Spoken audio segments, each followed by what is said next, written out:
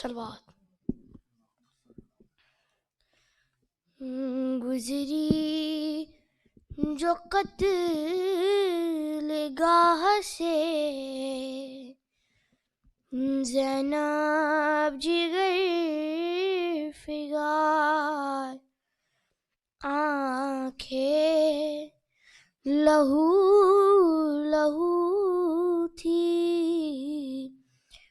بدن پر غموں کا بار، لاشوں کو دیکھ دیکھ کے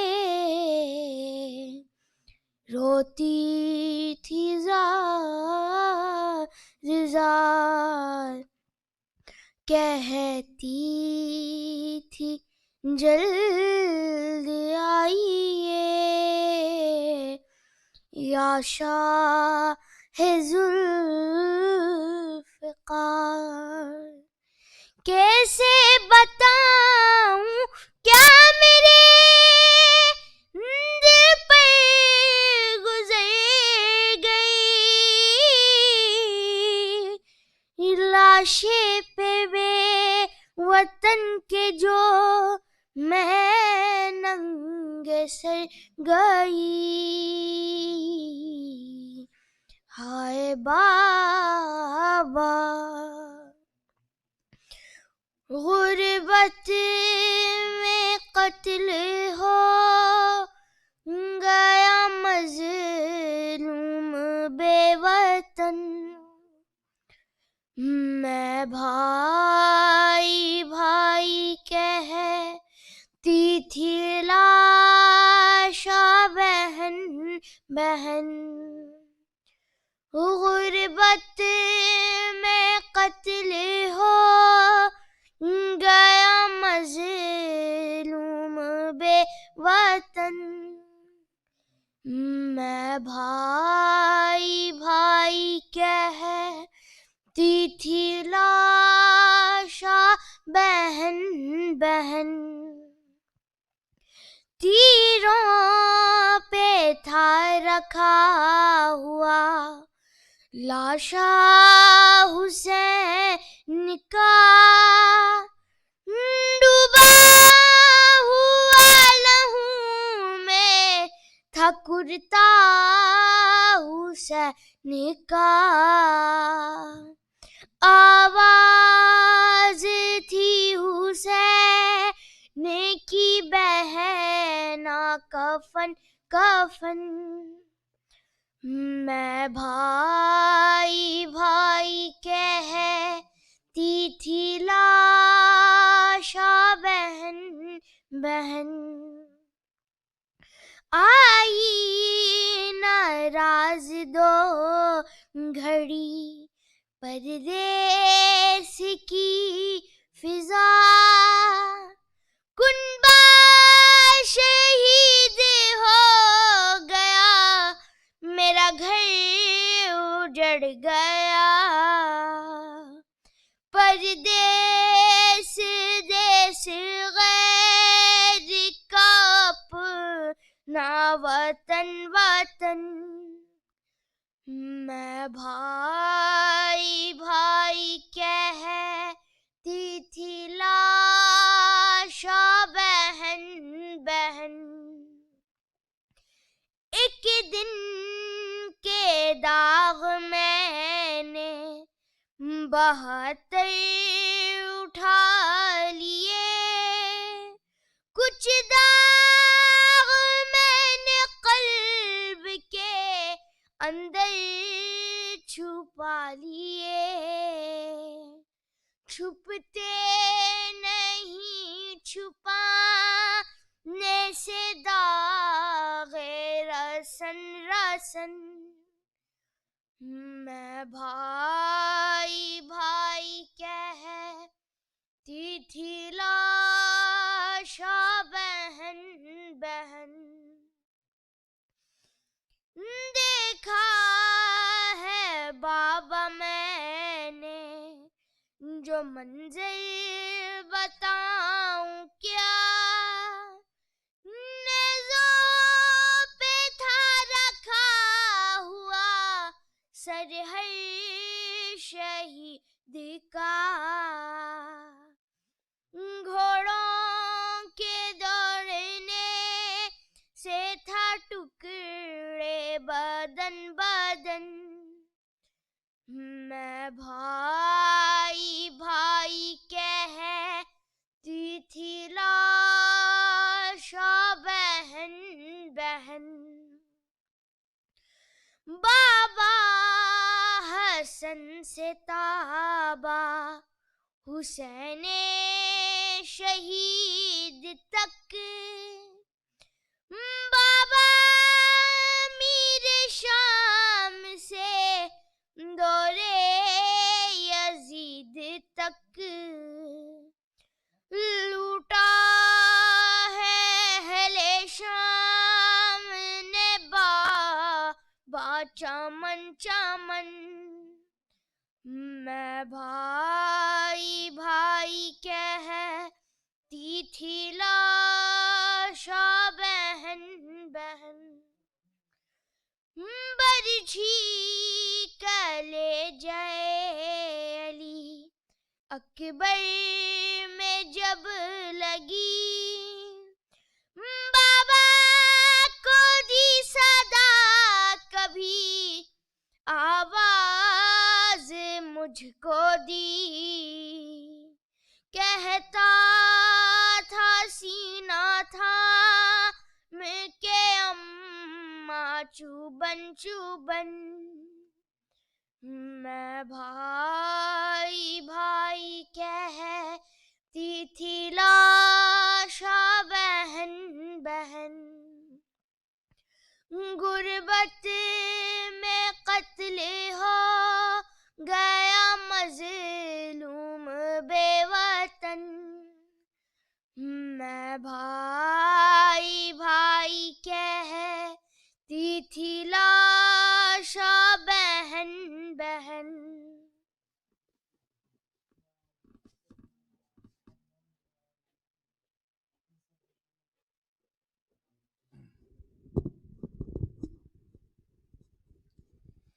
Assalamu alaikum. Today's Majlis will be starting Arba'in Ashra. From today onwards till Arba'in, the English speech presented by Maulana Hassan Rizvi and the Urdu speech presented by Maulana Mahmud Rizvi.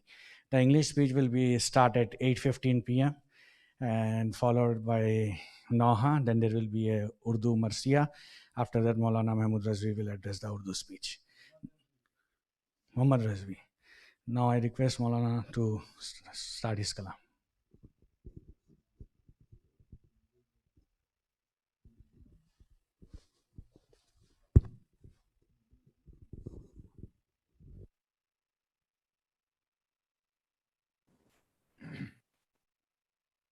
أعوذ بالله السميع العليم من الشيطان اللعين الرجيم بسم الله الرحمن الرحيم وبه نستعين لا حول ولا قوة إلا بالله العلي العظيم والحمد لله رب العالمين والصلاة والسلام على أشرف الأنبياء والمرسلين خاتم النبيين شفيع المذنبين رحمة للعالمين سيدنا والنبينا وحبيب قلوبنا والشفيع نفوسنا والطبيب ذنوبنا أبي القاسم المصطفى محمد اللهم صل على محمد وآل محمد وعجل فرجهم ثم الصلاة والسلام والتحية والإكرام على أهل بيته الطيبين الطاهرين المعصومين المظلومين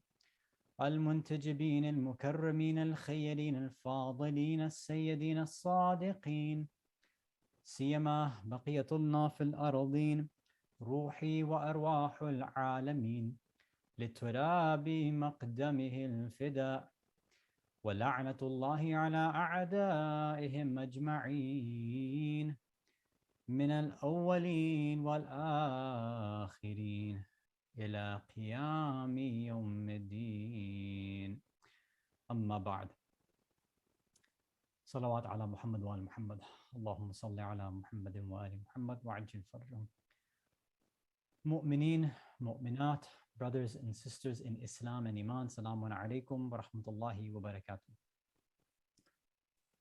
عظم الله أجورنا وأجوركم بمصابنا بأبي عبد الله عليه الصلاة والسلام.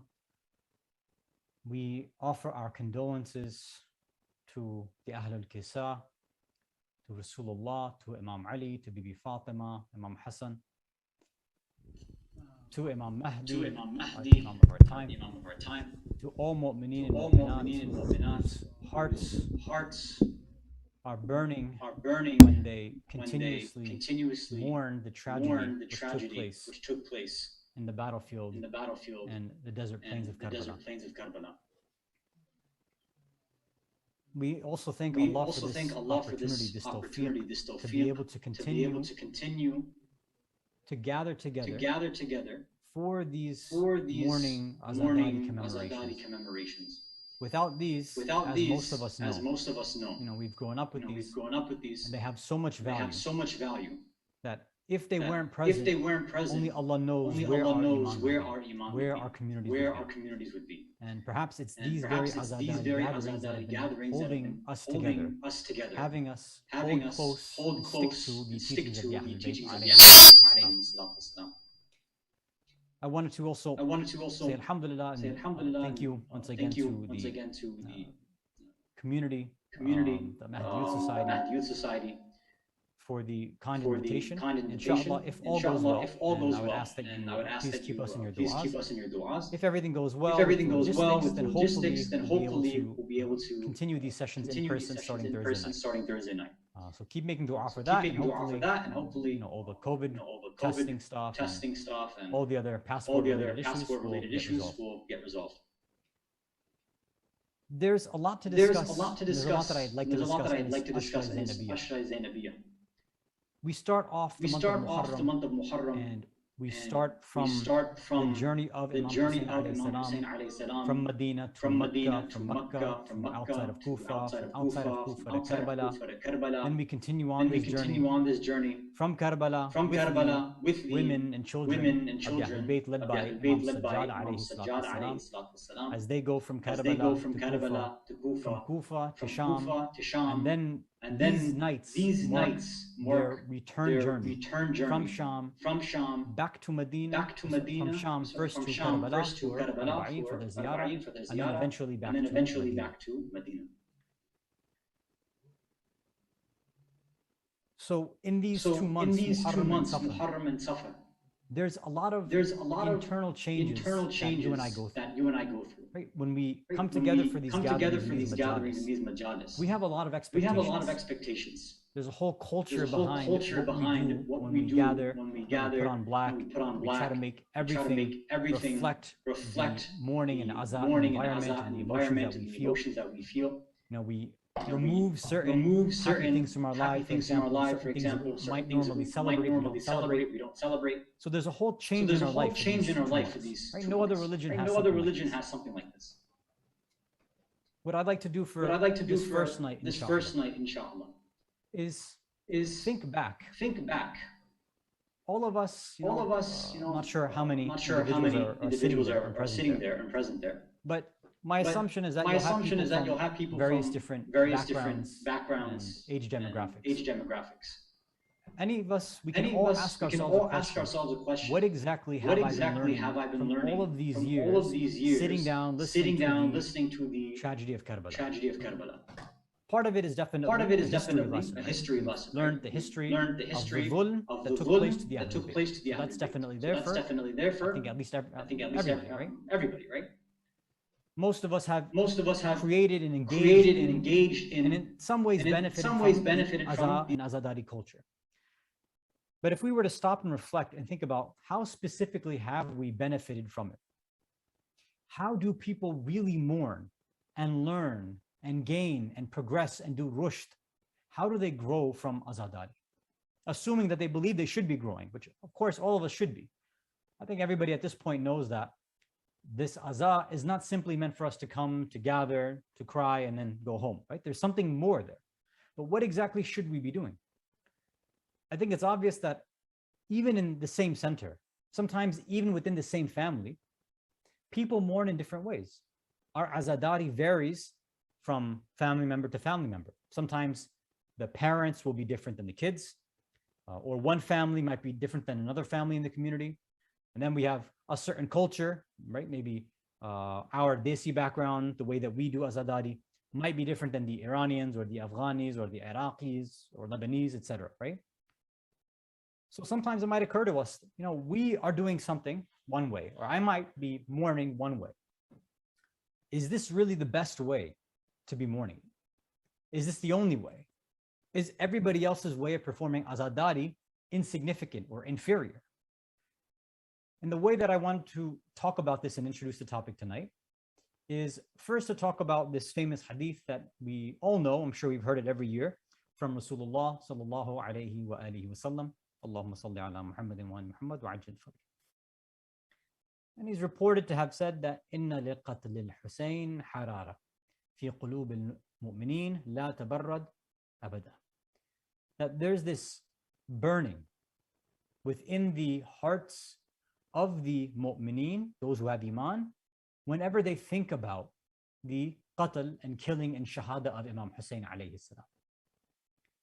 And that this burning, this fire that's in all of our hearts, hopefully it's in our hearts, it never goes away. It's never extinguished.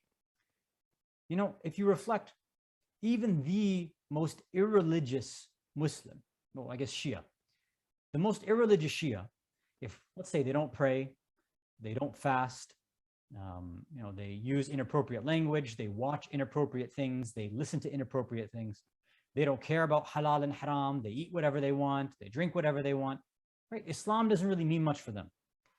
But for that, even for that individual who might even be a fasiq, right? An open sinner, they're gonna, they post it online, they don't care.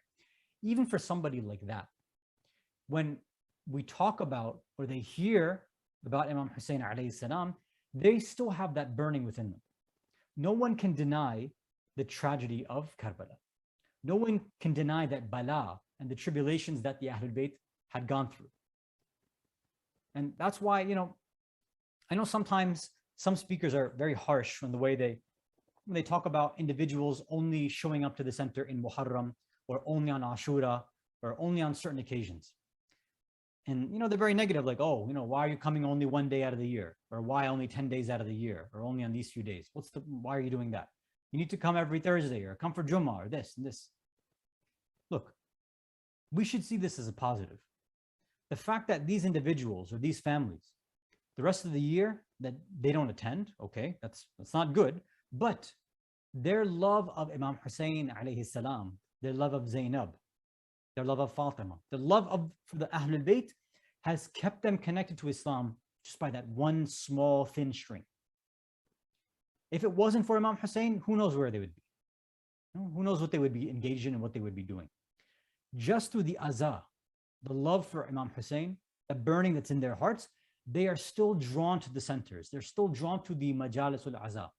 So they're still coming to that. So we shouldn't be saying, oh man, why are you only coming a few days out of the year? Say, wow, alhamdulillah, it's great that you won't be coming the rest of the year, but at least you're coming this time. This is a very important time for people to come. So we should be very careful how we judge individuals. What I wanted to do from there is think about, okay, all of us have that burning, but the way that we react and the way that we respond to that burning that's in our heart is going to vary, right? As we just talked about. And there's an interesting statement by Imam Khomeini, Qaddasallahu sirruh, may Allah bless his soul. In one long speech, I'm taking just one excerpt from it. He said that the month of Muharram is like a shamshir ilahi, is like a divine sword in the hands of the soldiers of Islam, the ulama, the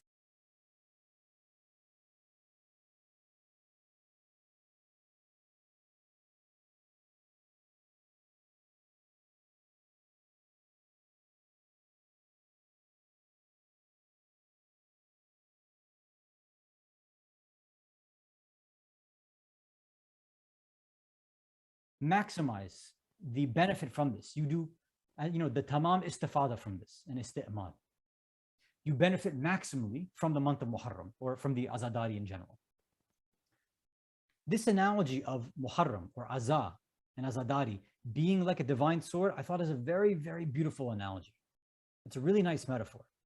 So what I want to do tonight, inshallah, is take this analogy, right? Take this idea, this metaphor of a divine sword for Azadari, and talk about how there are basically 4 different ways that Muslims right now express their love for Imam Hussein. There's 4 different types of ways where people use this divine sword of Azadari. There's 4 different methods or manifestations of how members of our communities go and react to that burning within their hearts. When we're thinking about this divine sword in the hands of the mu'mineen, you can think about this divine sword in 2 different ways. You can think about a divine sword in a literal way, and then you can think about it in a metaphorical or allegorical way. So let's start with a literal, physical sword, right? Again, we're using this analogy that Imam Khomeini has given us, and we're expanding on it together. The first thing that comes to our minds when we're thinking about this physical sword, right? A literal sword in the hands of the soldiers of Islam. How could somebody use that? When we're talking about a sword, we're thinking about military. We're thinking about war. We're thinking about jihad, obviously, right? So the first way, the first expression, misdaq, izhar, and manifestation of Azadari, of the message of Imam Hussein, and learning and expressing our love for Imam Hussein is when individuals engage in actual warfare, in physical jihad. So there's clear examples throughout history about how individuals, how groups or countries, ulama and movements have used the message of Karbala, used the lessons from Karbala, tapped into the resources of the school of Ahlul Bayt, and made a successful movement or revolution. So we can think about, for example, the Islamic revolution in Iran, right? One of the main factors there, as we just quoted Imam Khomeini, for example, right? Rahmatullah alayh. And all the other ulama, the idea of Imam Hussein's movement and standing up against oppression, you know, they took this idea of a zalim and they juxtaposed it with the Shah, right, of Iran at that time. They said, look, he is pretty much the Yazid of our time. We need to stand up against him. So by using that analogy, this gave all the different Muslims in Iran at that time that energy that they needed, that boost, the spiritual boost, that morale they needed to go and fight against and remove the Shah from power. And alhamdulillah that they were successful. So this is one way that in recent times, people have used this divine sword of Imam Hussein, of Azadari, against their zalimeen, their oppressors that were in front of them, in a very literal fashion. Another example would be against Daesh, right? What happened in Syria, what happened in Iraq, what has spilled over to other countries. You see that what these soldiers do when they're out on the battlefield is they remember the sacrifices of Imam Hussein and the shuhada and the family. And by doing this, this gives them that strength and that courage to go and fight against the oppressors, the zalimeen. You could think of so many other different movements, right? The resistance movement in Lebanon.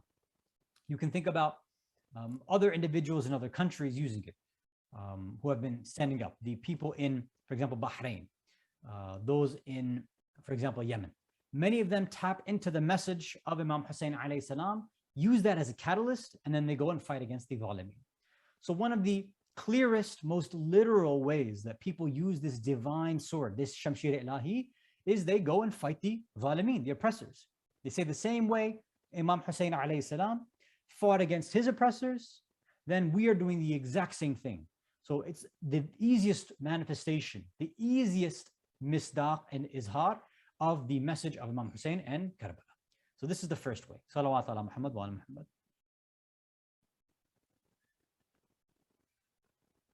Okay. So we said that there's a literal usage of this divine sword. One of the ways we just mentioned was using it on your enemies that are in front of you, right? The enemies outwardly. The zalimeen that are outside, that are external to you. The second way that people, that Muslims, that Shias, that lovers of the Ahlul Bayt, that those with that fire in their hearts The second way that they manifest azadari, that they use this divine sword, is that they take this divine sword, they don't use it on the zalimin outside, but rather they take this divine sword and use it on the zalim inside, meaning themselves. Not the outer zalim or the outer oppressor, the outer source of injustice. They look and see themselves as a source of injustice. They see themselves as a zalim, an oppressor. And they think about, for example, zalamtu nafsi, that I've done zulm to myself. And what they want to do is, and again, the first group found zalimin outside, so they went and they attacked them. They caused harm to them and they tried to destroy them. This second group says, I take this divine sword and I point it back towards myself. Instead of causing physical harm to those in front of me, I want to cause physical harm to myself in either a small degree or a very large degree. So there are very simple examples. One example, which we pretty much every community engages in, is in our majalis. After we're done, we engage in matam, right? We engage in chest beating, ritual chest beating. And some, will do it very lightly, right? That kind of Buddha, old person or Maulana matam, right? The soft one. But some people, they get pretty hardcore and, they leave marks. And it's literally like they're trying to beat something out of themselves. Like there's a demon within them. Or maybe that there's this inner pain that they need to physically have removed. And sometimes people take this to a different extreme as well, right? Not just with matam, which is a kind of physical hand chest beating, but some, of course, engage in zanjir or tatbir or qama or all these types of things where the amount of physical harm done to oneself has increased, right? Exponentially. And, obviously, it's always a controversial topic that comes up, right? When we talk about matam or zanjir or tatbir or qama or any of these things. And I don't want to get into the specifics. There's no point in that. All I want to say is that this idea of a person harming themselves because of an internal state that they have, because of that pain that they have internally, is not something restricted to Shias. We are not the only ones who beat ourselves out of a sense of grief, out of a sense of mourning, out of a sense of shame or guilt, out of feeling that there's an internal problem within us and we need some sort of physical way to manifest it and bring it outside. We're not the only ones who do that. So we don't necessarily need to feel ashamed that, we're the only weird people in the world doing this kind of stuff. No. And I think most people recognize it at this point, right? Some people, they go to the extreme and they think about how, for example, certain Christians in the Philippines, they go through this extreme idea of crucifying themselves or nailing themselves to a cross, right? So, in a sense, some of them, they will go to that extreme level of inducing that pain. But it doesn't even have to go to those extremes. Even the idea of chest beating exists in many other cultures outside of the Islamic faith. For example, this does exist in Christianity. Again, not just simply the crucifying or nailing and all that stuff, but just simple chest beating. For example, if you look at some of the verses of the Bible, like if you look at Luke chapter 18, verse 13, right? So I'm just reading one of the random translations. Doesn't really matter, right? So over there it says, but the tax collector, standing far off, would not even lift up his eyes to heaven, but beat his chest, saying, God, be merciful to me, a sinner. And one of the commenters, right, the mufassirin of the, I almost said the Quran, of the Bible, right, of Luke 18:13, says that the reason that this tax collector, this person who recognizes that he's a sinner, the reason he's beating his chest when he's talking to God like this is, this scholar is saying, Howard Marshall, is that the chest, the heart, is regarded as the seat of sin. It's the nucleus, the center of guna, of sin, of ma'asiyah. And that's the place where grief starts as well.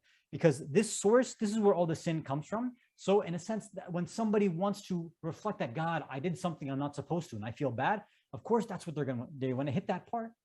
So we see even in the Bible, in Luke 18:13, it's quoted that a tax collector who regretted what he did, he hit himself in the chest for, regretting that he had, engaged in this tax collecting from individuals. In another place in the Bible, in Luke 23:48, they're talking about individuals who witnessed the what they believe would be the crucifixion. Obviously, most of us don't believe in that.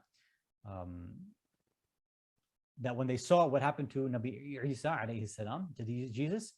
So over there in 23:48 of Luke says, and all the crowds that had assembled for this spectacle, when they saw what had taken place, they returned home beating their chests. So same thing. It's almost as if they had a julus on the way home, right? They witnessed what happened and they felt bad that, you know, I wish I could have done something. I can't believe we allowed this to happen to God's prophet. And they went home, they were beating themselves, they were beating their chest. So this is biblically mentioned as well. Other places, I'm not going to go through every single verse in the Bible, but these are two different places it's mentioned. You might say, okay, that's biblical stuff. What about in modern Christian culture? Well, I'll give you one example. If you can recite a salawat ala Muhammad wa ala Muhammad.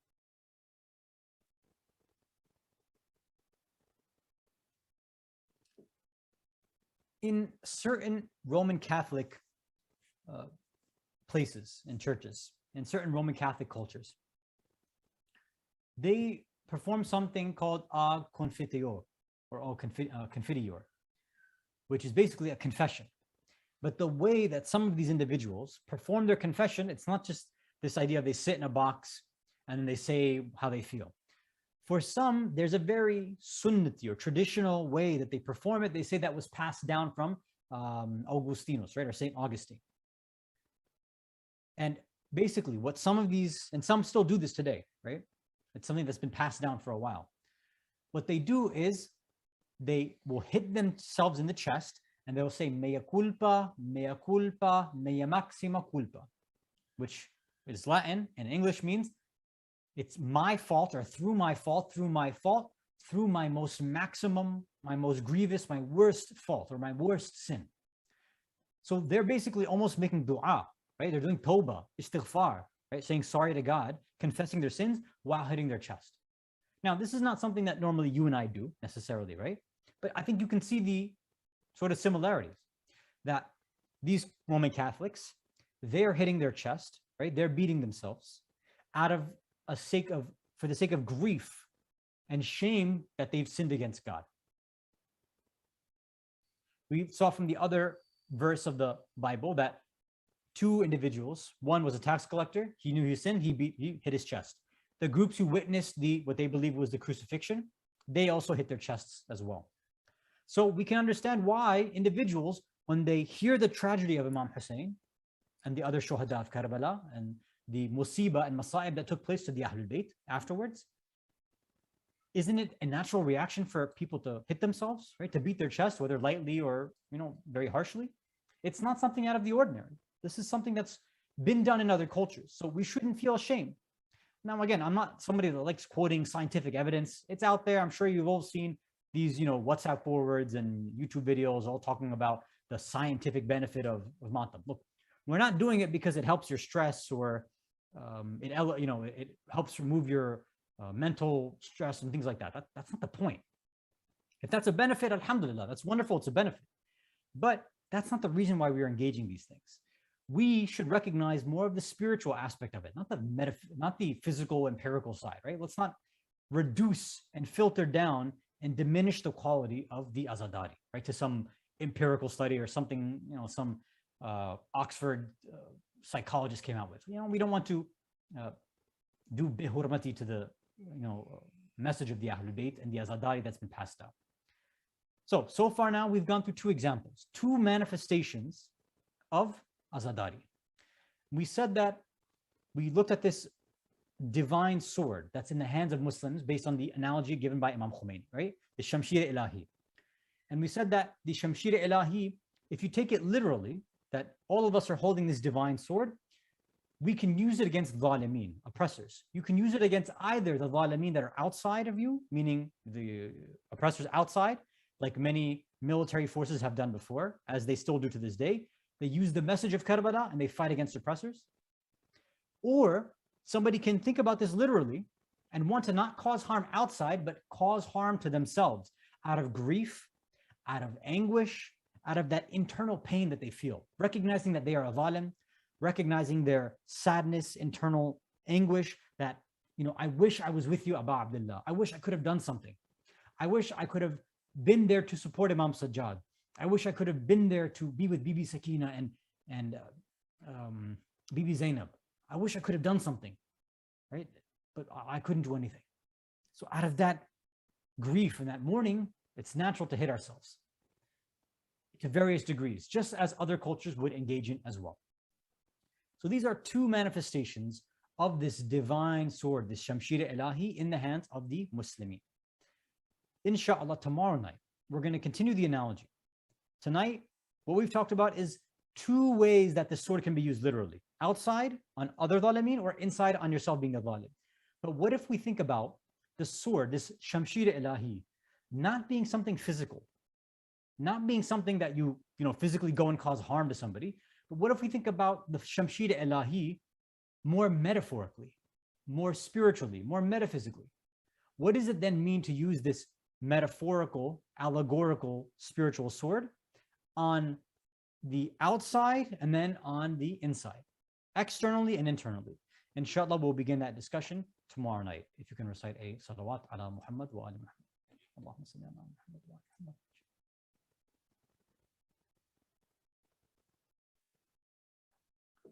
On these nights, we remember how historians say that most likely the caravan of the Ahlul Bayt had finally been able to leave Sham and head towards Medina. But before they wanted to go back to Medina, they wanted to make a stop at Karbala to perform the first ziyarah, their first ziyarah of Imam Hussein. Inshallah, that musibah and masa'ib we will recite closer to the actual date of Arba'in. But as we are beginning these nights of Azah, I don't want to start from Sham. Because even though the Azah ends to some degree, right? Because we are, this Ashra Zainabiyya, we say is almost like a winding up, an ending, a winding down of our Azadari commemorative nights for these past 2 months. And we end it with the story of them returning to Medina normally. So I want to, in a sense, start back from where it all started and go and have our hearts and minds go back to Medina. You see, we remember that the message of Karbala, the tragedy, the musibah, this tragedy and musibah, this bala was so great that Imam Hussein alayhi salam, he had the attention not just of the people of his time, not just of the people of the future and us right now who are commemorating. Imam Hussein's ithad, his struggle, his sacrifice, and the other shuhada and his family members, it was so significant and so powerful that Imam Hussein was able to capture the attention of everyone even before he was born. They say that the purification, the tathir of the previous anbiya, all of this came from them crying and doing girya for Imam Hussein. Some narrations say that Jibreel alayhi salam, would go to every single prophet. He'd go to their families. And in order for them to go through their rushd, their growth, their purification, their tathir, he would narrate to them. He would recite a majlis for them, to recite the musibah for them so that their hearts could become soft. He would tell Nabi Adam and Bibi Hawa. He would go to Nuh and tell him what happened to Imam Hussein. He would go to Zakaria, to Ibrahim, to Musa. But the biggest bala, they say, is that even before Imam Hussein came to the world, his family his direct family was crying for him as well. And they say that even greater than that was even Imam Hussein was crying for himself when he was still in the womb of his mother. We say the first one to feel the musibah of Imam Hussein was our beloved Bibi Fatima. We remember that Bibi Fatima, when she was pregnant with Imam Hussein, she would go to Rasulullah and say, Baba, this child that's in my womb, I can hear and I can feel him crying. I can hear him saying these very, very tough things to me. So, Bertie, what do you hear? What is your child? What is our child saying? What is your Hussein saying? He's saying, Ana al-gharib, Ana al-madloom, that I'm gharib, I'm madloom. And I keep hearing him say this, and this is hurting my heart. when Imam Hussein was born, Rasulullah was holding him in his hands, kissing him, was the object of his affection. And then Jibreel comes down and says, Ahmad, do you love him? Do you love this Hussein? He says, yes, of course I do. Of course I love him. He says, Ya Rasulullah, your ummah will keep him thirsty for 3 days and kill him in that state. He will be killed while he's thirsty. And then Rasulullah began crying and told this story to Bibi Fatima and Imam Ali, and they began to cry. Rasulullah, when he told this to Fatima, Bibi Fatima said, why should my Hussein die? Will there be somebody to bury my Hussein? Will there be somebody to give kafan to my Hussein? What did she say? Any of these things? No. She didn't ask about Hussein's burial. She didn't ask about the dafan. She didn't ask about the kafan. She didn't even ask about the ghusl. They say that she said, Baba, Ya Rasulullah, who will cry for my Hussein? Who will do girya for my Hussein? قال لعنة الله على قوم الظالمين وسيعلم الذين ظلموا أي منقلب ينقلبون إنا لله وإنا إليه راجعون رضا بقضائه وتسليما لأمره. ماتم يا حسين.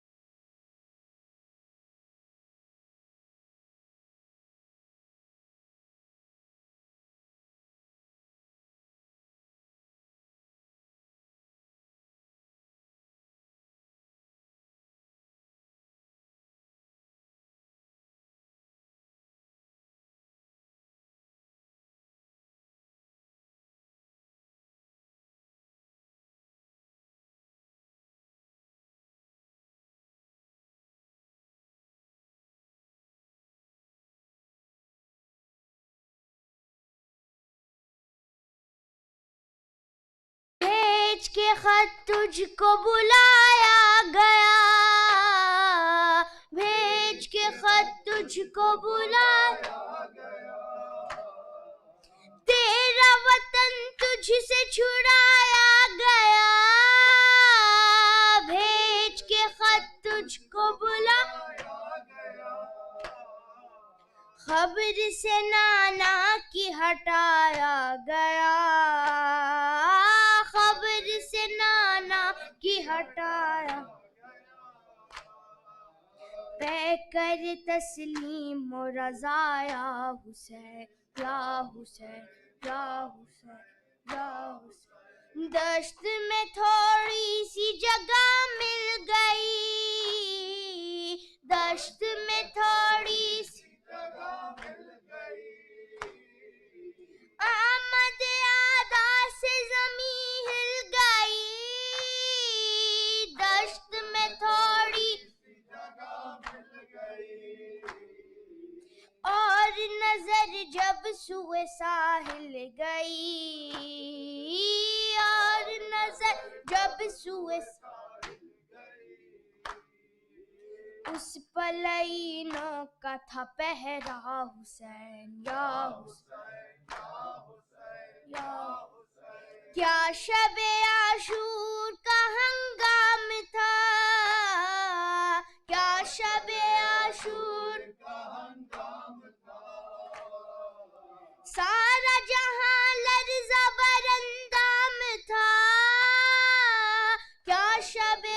شور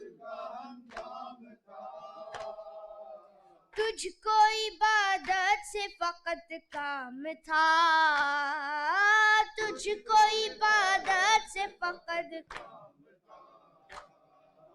کرتا رہا ذکر خدا کا حسین یا حسین یا فوج حسینی میں بڑا جوش تھا فوج حسین تو نے بھی پیاسوں کا سہارا کیا فوج حسینی میں بڑا ثانی حیدر کو علم دے دیا ثانی حیدر کو علم سب نے انہیں فخر سے دیکھا حسین یا حسین ہائے محب شہ عالی مقام ہائے محب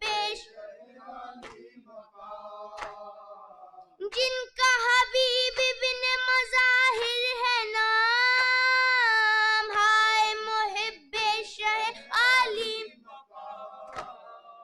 زینب دلگیر نے بھیجا سلام زینب دلگیر نے بھیجا تم نے گلے ان کو لگایا حسین یا حسین پھر تو جب حشر بپا ہو گیا پھر تو جب حشر بپا ایک کے بعد ایک فدا ہو گیا پھر تو جب حشر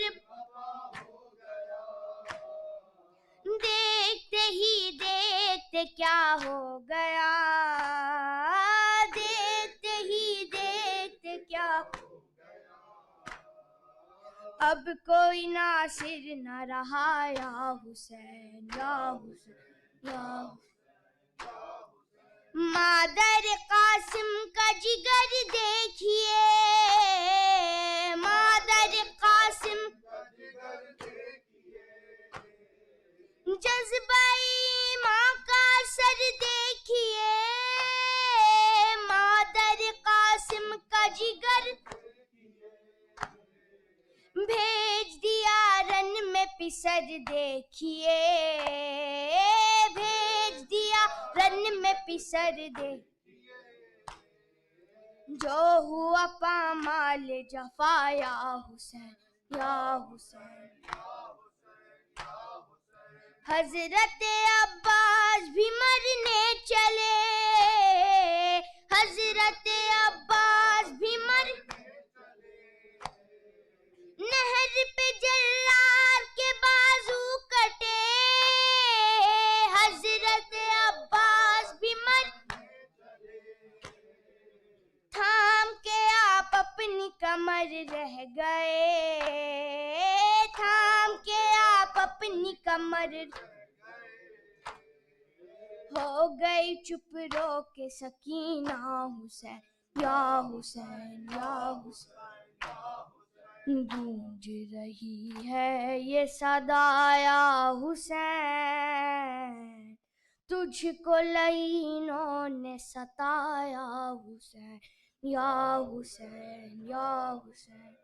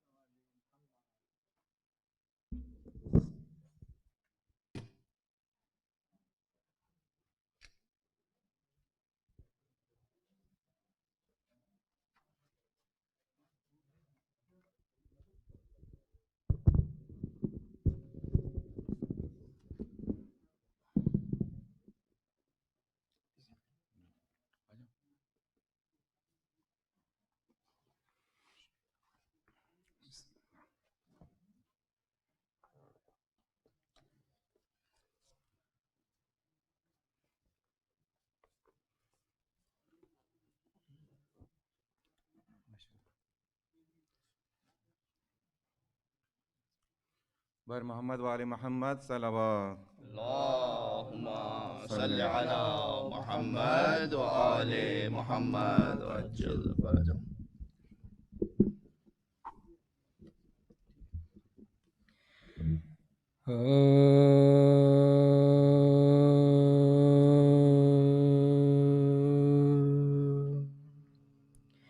ایک روز جناب حسن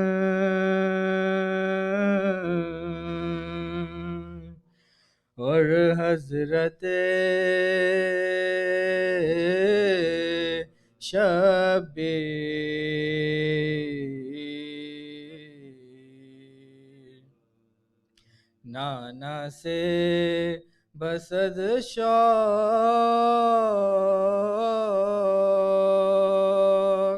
یہی کرتے تھے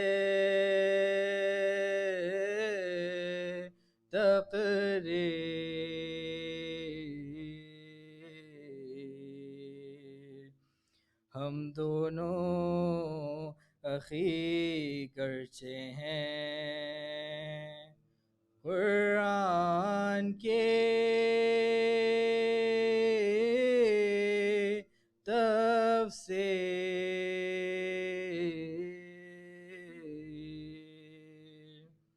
پر آپ کو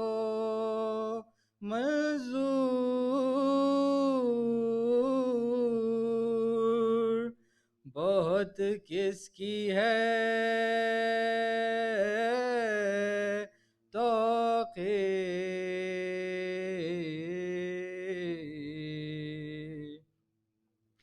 فرمایا کہ تم مانیے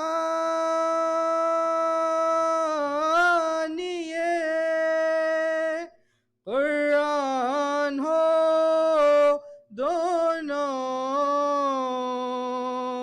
واللہ کہ مجھ نانا کی تم جان ہو دونوں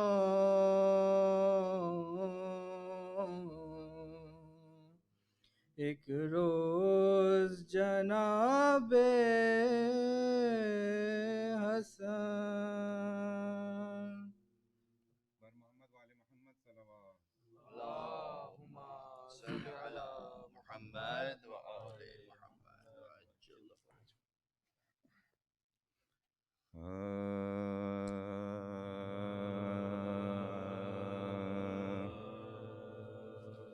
ہے یہی ستوت باطل کے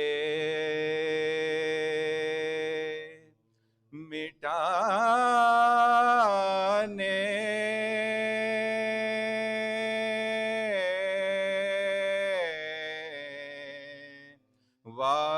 والے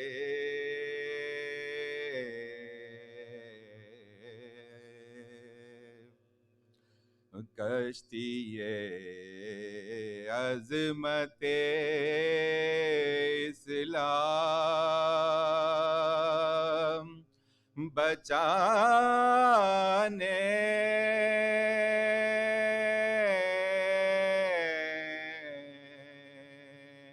والے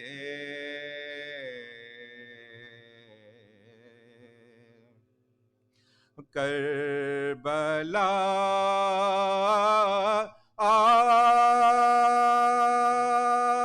آج بھی کردار کا آئینہ ہے کربلا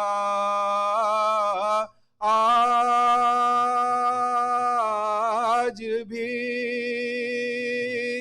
کردار کا آئینہ ہے ویسے ہوتے ہیں محمد کے گرانے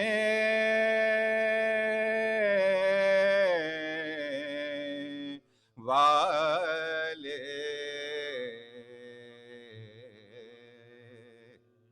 ہیں یہی ستوت بر محمد وآل محمد صلوات.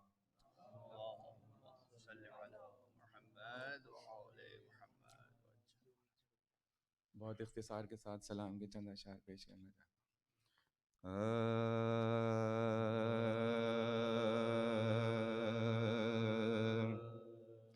کربلا تجھ پر کرے سجدے نہ کیوں کر آفتاب.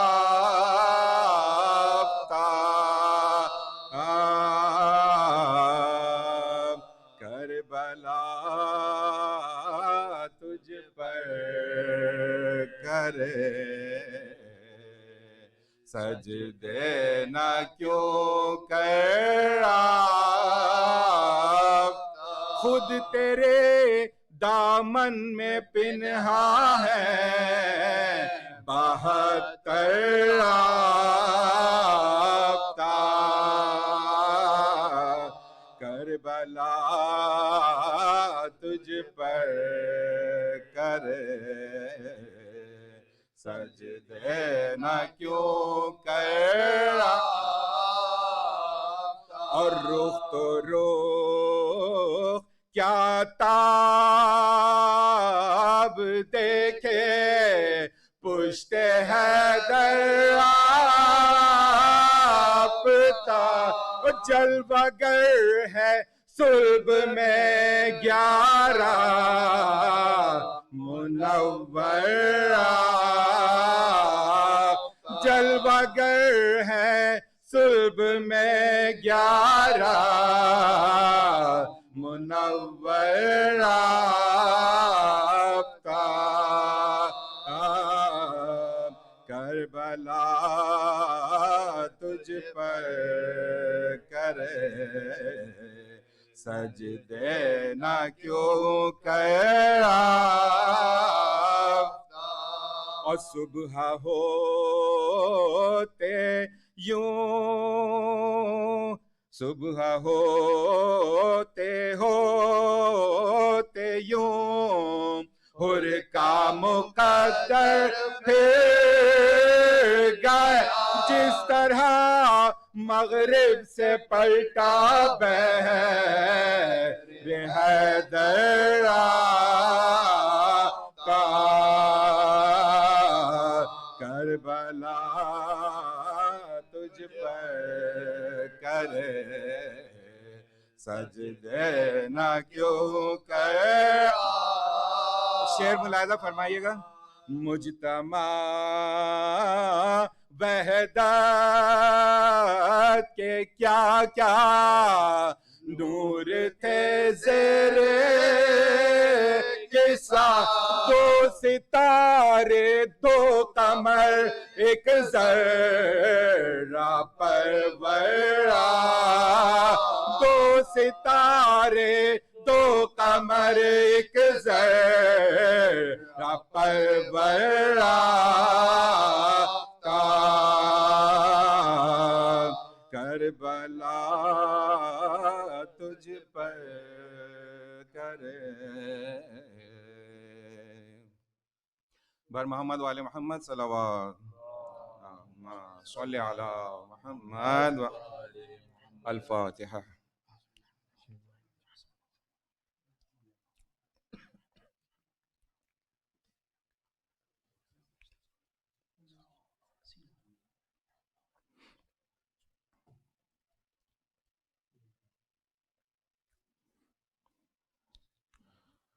بار دیگر بآواز بلند نعرہ صلوات. اللہم صلی علی محمد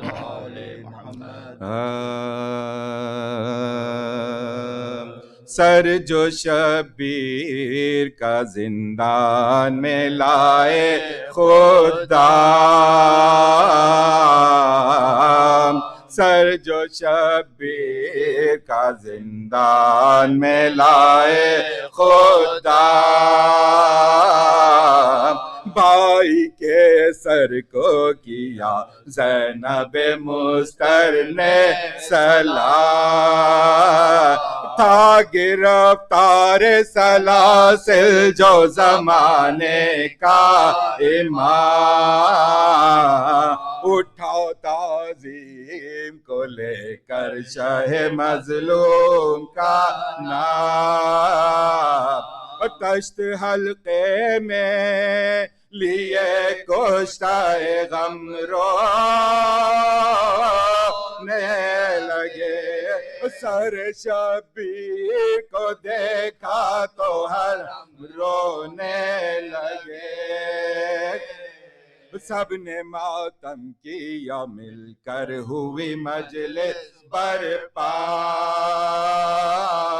چوم کر سر کو عقیدت سے یہ زینب نے کہا، دکھ اٹھائے ہیں بہت تم سے بچھڑ کر بھیا، اپنی آغوش میں سر بالی سکینہ نے لیا، رو رہے تھے سبھی رکتے ہی کہاتے آنسو، سر شبیر کی آنکھوں سے رواں تھے آنسو، حال کہنے کا یہ لمحہ جو سکینہ کو ملا، سر شبیر کو سینے سے لگا کر یہ کہا، چھوڑ کر ہم کو گئے آپ کہاں اے بابا، آپ کے بعد ستم ٹوٹے ہیں ہم پر کیا کیا، میرے رخسار پہ جو نیل آیا ہے اور یہ میرے منہ پہ تماچوں کے نشان ہے بابا، آپ میدان کو سدھارے تو بڑا ظلم ہوا، آگ خیموں میں لگی جل گیا سامان سارا، چھن گئے میرے گوہر جل گیا میرا کرتا، روتی پھرتی تھی میں اس دشت بلا میں تنہا، نہ دیا ہم کو کسی نے بھی سہارا، باپ پوچھتا کوئی نہ تھا ہمارا، روتے روتے ہوئی خاموش سکینہ ایک بار، کہا زینب نے کہ میں تیری مصیبت کے نثار، میری گود میں آ جا میری پیاری دلدار، پر سکینہ نہ ہلی اپنی جگہ سے زمہار، جا ملی باپ سے وہ باپ کی پیاری بچی، چل بسی شام کے زندہ میں دلاری بچی، سر جو شبیر کا زندہ۔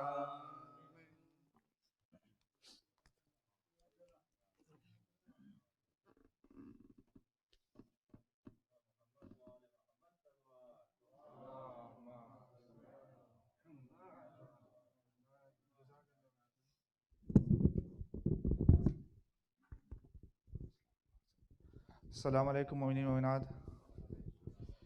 سب سے پہلے تو ہم انتظامیہ کی جانب سے اور تمام کمیونٹی ممبران کی جانب سے مولانا رضوی صاحب کے بے حد شکر گزار ہیں کہ انہوں نے مصروفیات میں سے وقت نکالا اور وہ 40 کا عشرے سے یہاں پر خطاب فرمائیں گے۔ مولانا صاحب کی صحت و سلامتی کے لیے بلند تر صلوات، اللہم صلی علی محمد۔ مومنین اربعین کا عشرہ اینڈ فار دوز ویورز اور لسننگ آن لائن، یہ عشرہ جو ہے it will be held in person as well as online, اور یہاں پر انتظام کیے گئے ہیں of course subject to capacity. تو آپ لوگ ممکن ہو تو پلیز یہاں پر ان پرسن تشریف لائیے. بہت بہت شکریہ. پروگرامز کی تفصیل کچھ اس طرح سے ہے کہ انشاءاللہ روزانہ پروگرام کا آغاز ٹھیک 7:30 بجے ہوگا، اور بعد از نماز مغربین پہلے انگلش کی مجلس برپا کی جائے گی. اس سے خطاب مولانا سید حسن رضوی صاحب فرمائیں گے. وہ اس وقت یو ایس میں ہیں، اور انشاءاللہ امید ہے کہ وہ subject to clearing the border, he should be here hopefully in the coming days. Otherwise, he will be reciting the majlis online. But all our English listeners are requested to be here in person if possible, and attend these lectures, inshallah. And we also thank Maulana Syed Hassan Rizvi Sahab for making the time for Al Mahdi Center and for reciting these Ashra Majalis. Maulana Sahab ki sehat و سلامتی کے لیے بھی بآواز بلند صلوات.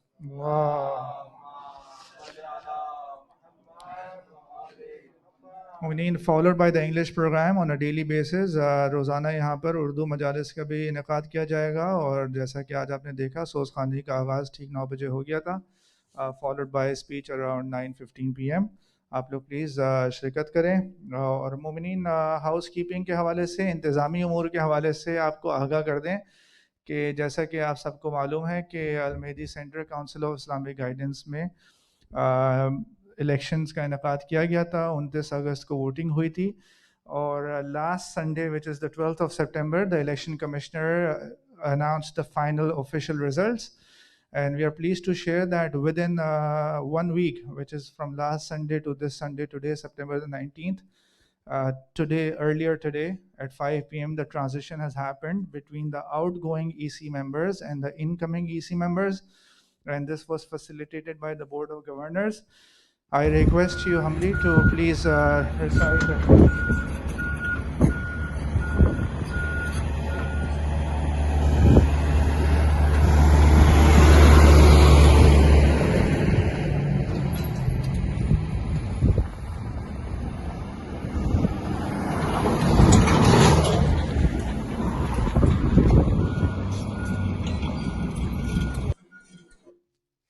Sorry about that. Probably some technical issue. But as I was saying, basically today, September 19th, the transition has successfully happened between the incoming EC members and the outgoing EC members. آپ لوگوں سے گزارش ہے کہ ان تمام volunteer سے جنہوں نے اس الیکشن پروسیس میں حصہ لیا، اور اس کے علاوہ outgoing E C members, incoming E C members, election commissioner, board of governors, background میں کافی سب یہ ماشاءاللہ سے جد و جہد کرتے رہتے ہیں، کاوشیں کرتے رہتے ہیں. ان سب کی توفیقات میں اضافے کے لیے، صحت و سلامتی کے لیے ایک بآواز بلند صلوات. اللہم صلی علی محمد. مومنین ہمارے پاس فاتحہ خوانی کے لیے کچھ نام موجود ہیں. آپ لوگوں سے درخواست ہے کہ ایک دفعہ سورہ الحمد اور 3 دفعہ سورہ اخلاص کی تلاوت فرمائیے. ہم فاتحہ کے نام یہاں سے اناؤنس کرتے ہیں. الفاتحہ.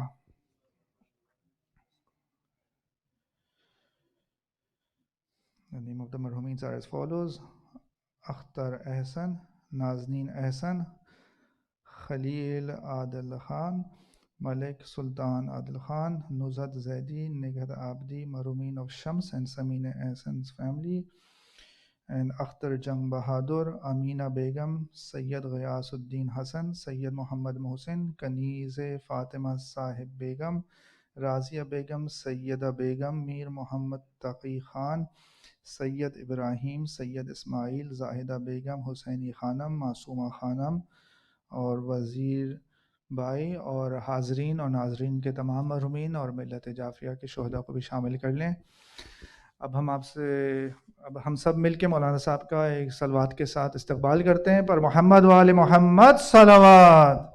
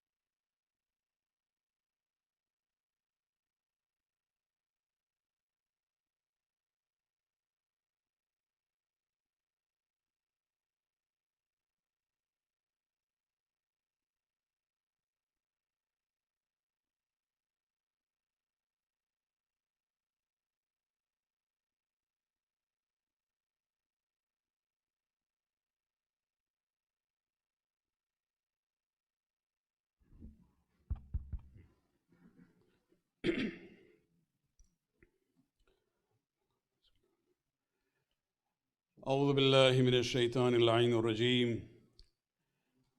بسم الله الرحمن الرحيم الحمد لله رب العالمين الحمد لله الذي لا يبلغ مدحته القائلون ولا يحصي نعماه العادون ولا يؤدي حقه المجتهدون الذي بعد فلا يرى وقرب فشهد النجوى تبارك وتعالى والصلاة والسلام على سيد الأنبياء وخاتم المرسلين وشفيع المذنبين سيدنا ونبينا بالقاسم محمد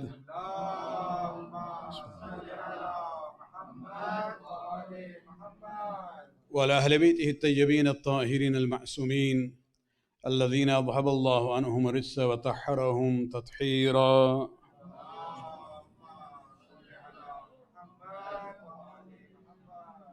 واللعنة دائمة الباقي لأعدائهم من الآن إلى قيام يوم الدين. أما بعد، فقد قال الله سبحانه وتعالى في كتابه الكريم: وجعلنا منهم أئمة يهدون بأمرنا لما صبروا وكانوا بآياتنا يوقنون. صلوات پڑھنے کے بعد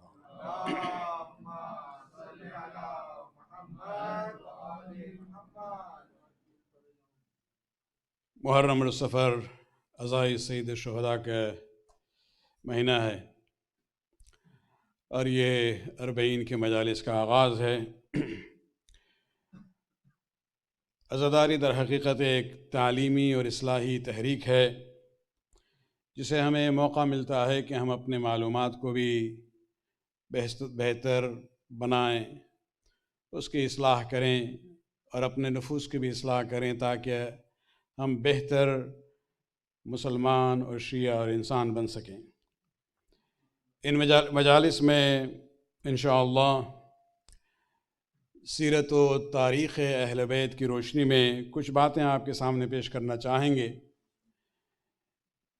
کہ تاریخ اہل بیت کے کچھ اوراق ایسے ہیں کہ جسے ہم ایک مثال بنا کے آپ کے سامنے پیش کرنا چاہیں گے، اس بات کو ثابت کرنے کے لیے کہ آپ اگر ائمہ کے حضور کے دور کو دیکھیں، تقریباً 2 صدیوں کا دور ہے غیبت سے پہلے، اس میں آپ دیکھیں گے کہ جہاں تک مقصد کی بات ہے ہر امام کا مقصد ایک ہی تھا، لیکن ہر امام کی تدبیر جو ہے حالات کے لحاظ سے بدلتی رہی۔ مقصد کیا تھا؟ خداوند عالم نے قرآن میں کلیئرلی کہا ہے کہ یہ وہ لوگ ہیں وَجَعَلْنَا مِنْهُمْ أَئِمَّةً، کہ ہم نے ان کو امام قرار دیا ہے۔ مقصد کیا ہے؟ لِيَهْدُونَ بِأَمْرِنَا، تاکہ یہ لوگ بیسیکلی جو ہیں یہدون بِأَمْرِنَا، یہ لوگوں کی ہدایت کریں گے ہمارے امر سے۔ تو ہدایت بامر الہی جو ہے وہ ہر امام کا مقصد ہے۔ رسول کا وہی مقصد تھا، امیر المومنین کا وہی مقصد تھا، حسنین کا وہی مقصد تھا، امام سجاد کا وہی مقصد تھا، صادقین کا وہی مقصد تھا، جتنے امام آئے ہیں۔ لیکن ہر امام نے اپنے حالات کو دیکھتے ہوئے اپنی اس ذمہ داری کو ادا کرنے کا جو طریقہ اپنایا ہے وہ ڈیفرنٹ رہا ہے، اور اس میں کوئی تعجب کی بات نہیں ہے، اس لیے کہ مثلاً آپ انبیاء کو دیکھ لیں، تمام انبیاء جو ہے ایک ہی مقصد کو لے کے آئے تھے، خداوند عالم کے پیغام اور خدا کے دین کو لوگوں تک پہنچائیں، لیکن ہر نبی کو الگ الگ معجزے ملے۔ معجزے کا مختلف ہونا دلیل نہیں ہے کہ ان کا مقصد بھی کچھ اور تھا، نہیں، معجزے بدلے ہیں حالات کو دیکھتے ہوئے۔ حالات کو دیکھتے ہوئے خداوند عالم نے جو ہے مختلف معجزے نازل کیے، طریقے ان کے بیان کیے جو مختلف رہے ہیں۔ جہاں گفتگو تاریخ کی ہوتی ہے، کبھی کبھی یہ ہوتا ہے کہ مولانا آپ تاریخ ہی پڑھتے ہیں، یہ ہمارے موجودہ حالات کا کیا ہوگا؟ لیکن جو ہمیں سال ہر سال سے سن رہے ہیں وہ جانتے ہیں کہ ہم تاریخ بھی پڑھتے ہیں تو اس کو ملاتے ہیں موجودہ حالات سے بھی، یا اگر موجودہ حالات پہ گفتگو کرتے ہیں تو اس کو وہاں متصل کرتے ہیں گزشتہ حالات سے بھی۔ آپ یہی مسئلہ آپ دیکھ لیں، مثلا ہمارے لیے یہ مسئلہ جو ہے کہ ائمہ کی سیرت کو سمجھنا کہ مقصد ایک تھا، لیکن ان کی تدابیر بدلتی رہی. ابھی بھی آپ دیکھ لیں کل ہم کیا کرنے والے ہیں کینیڈا میں. الیکشن کے لیے جا رہے ہیں ہم لوگ، اور آپ دیکھ لیں مسلمانوں میں جب بھی الیکشنز ہوتے ہیں یا کینیڈا میں مسلمانوں میں بحث شروع ہو جاتی ہے کہ بھائی ایک غیر اسلامی نظام میں ووٹنگ جو ہے جائز ہے یا نہیں ہے. یہ مسئلہ اٹھتا ہے نا. اب ذرا کم ہو گیا ہے جب سے ہم لوگ بولنے والے ہیں زیادہ اس پہ، تو تھوڑا لوگوں کے معرفت اور شعور کا لیول جو ہے بڑھ گیا ہے. لیکن ایک زمانے میں بڑا وہ تھا کہ طاغوتی نظام ہے، شریک ہونا جو ہے یہ جرم ہے، گناہ ہے، یہ ہے وہ ہے. اس مسئلے کو بھی اگر سمجھنا ہو تو تاریخ ائمہ کو دیکھیں. 2 صدی کا جو دور ہے اس میں آپ کو نظر آئے گا کہ کہاں غیر شرعی اور غیر اسلامی حکومت کی مخالفت کرنا چاہیے، کہاں ان کے ساتھ صلح کرنی چاہیے، کہاں ان کے ساتھ مثلا جو ہے آپ ذرا ریلیشن شپ کو اور بہتر بنائیں یا دور رہیں. یہ سب ڈیپینڈ کرتا ہے کہ آپ کا مقصد کیا تھا. حالات کو دیکھتے ہوئے ہمیں تدبیروں کو بدلنا ہوگا. اور اسی عنوان سے اگر آپ دیکھیں تو آج چونکہ یہ پہلی مجلس ہے، 40 سید الشہداء کی بات ہو رہی ہے، تو آج ہم تاریخی اعتبار سے اس مسئلے کو پیش کرنا چاہیں گے کہ صلح امام حسن اور قیام امام حسین. کچھ حضرات ان دونوں میں جو ہے تضاد دیکھتے ہیں. خصوصاً آپ اگر اہل سنت والجماعت کے جو مقررین یا جو دانشور ہوتے ہیں، کبھی کبھی بڑی آسانی سے وہ کہہ دے، اطمینان کے ساتھ کہہ دیتے ہیں کہ بھائی حسن جو ہیں بہت ہی صلح پسند اور ٹھنڈے دماغ کے انسان تھے، شہزادہ امن تھے. امام حسین علیہ السلام کے لیے کہہ دیتے ہیں کہ بھائی یہ ذرا تند مزاج کے تھے، بہت ہی جذباتی خصلت رکھتے تھے، اس لیے ایک نے صلح کی ایک نے جنگ کی. یعنی بظاہر یہ بتا رہے ہیں کہ دونوں میں جو ہے بالکل ہی تضاد تھا اس لحاظ سے. جبکہ شیعی نقطہ نظر سے اس مسئلے کو دیکھیں تو حسن اور حسین نے جو کچھ کیا ہے دونوں کا مقصد ایک ہی تھا. اپنے حالات کو دیکھتے ہوئے اپنی تدبیر کو انہوں نے بدلا ہے. ایک بھائی نے صلح کی، دوسرے بھائی نے جو ہے انکار کیا. انکار ہوا، شہادت کی نوبت آ گئی، لیکن حسین ابن علی نے صلح یزید کے ساتھ نہیں کی. تو اس میں کوئی تضاد کی بات نہیں ہے. خصوصاً اگر شیعہ پوائنٹ آف ویو کو دیکھا جائے، ہمیں حسنین علیہ السلام کی امامت کو ثابت نہیں کرنا ہے، لیکن 2 پوائنٹ مختصراً یہاں بیان کرنا چاہیں گے آگے بڑھنے سے پہلے. صلوات پڑھنا ایک بار.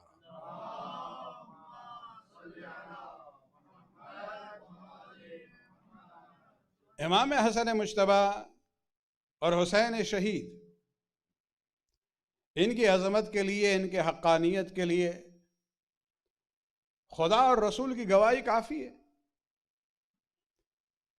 خداوند عالم کی گواہی آپ کو قرآن میں مل جائے گی.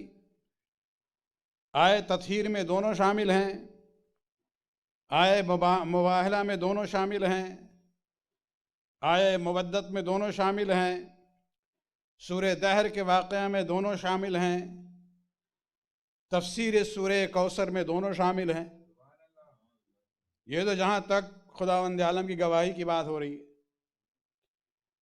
جہاں تک مرسل اعظم کی بات ہے، 2 حدیث دنیا میں رسول اسلام فرماتے ہیں دونوں کے بارے میں، ابنا ہاوان، یہ ہمارے دونوں فرزند امامان، یہ دونوں امام ہیں، قام او قعدا، چاہے وہ قیام کریں، دشمن کے خلاف لڑیں، او قعدا، یا بیٹھ جائیں اور صلح کریں. یہ دنیا کے اعتبار سے بات ہو رہی ہے. آخرت میں ان کے مقام کیا ہے؟ مشہور حدیث ہے الحسن والحسین سید شباب اہل الجنہ. صلوات پڑھنے ایک بار.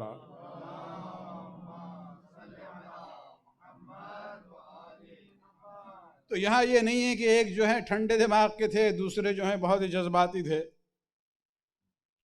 رسول اسلام کو وہ جملہ یاد رکھے، قام، دونوں کے بارے میں ہے، چاہے وہ دشمن کے سامنے قیام کریں دونوں، یا دونوں بیٹھ جائیں دشمن کے سامنے صلح کرنے کے لیے، دونوں امام ہیں،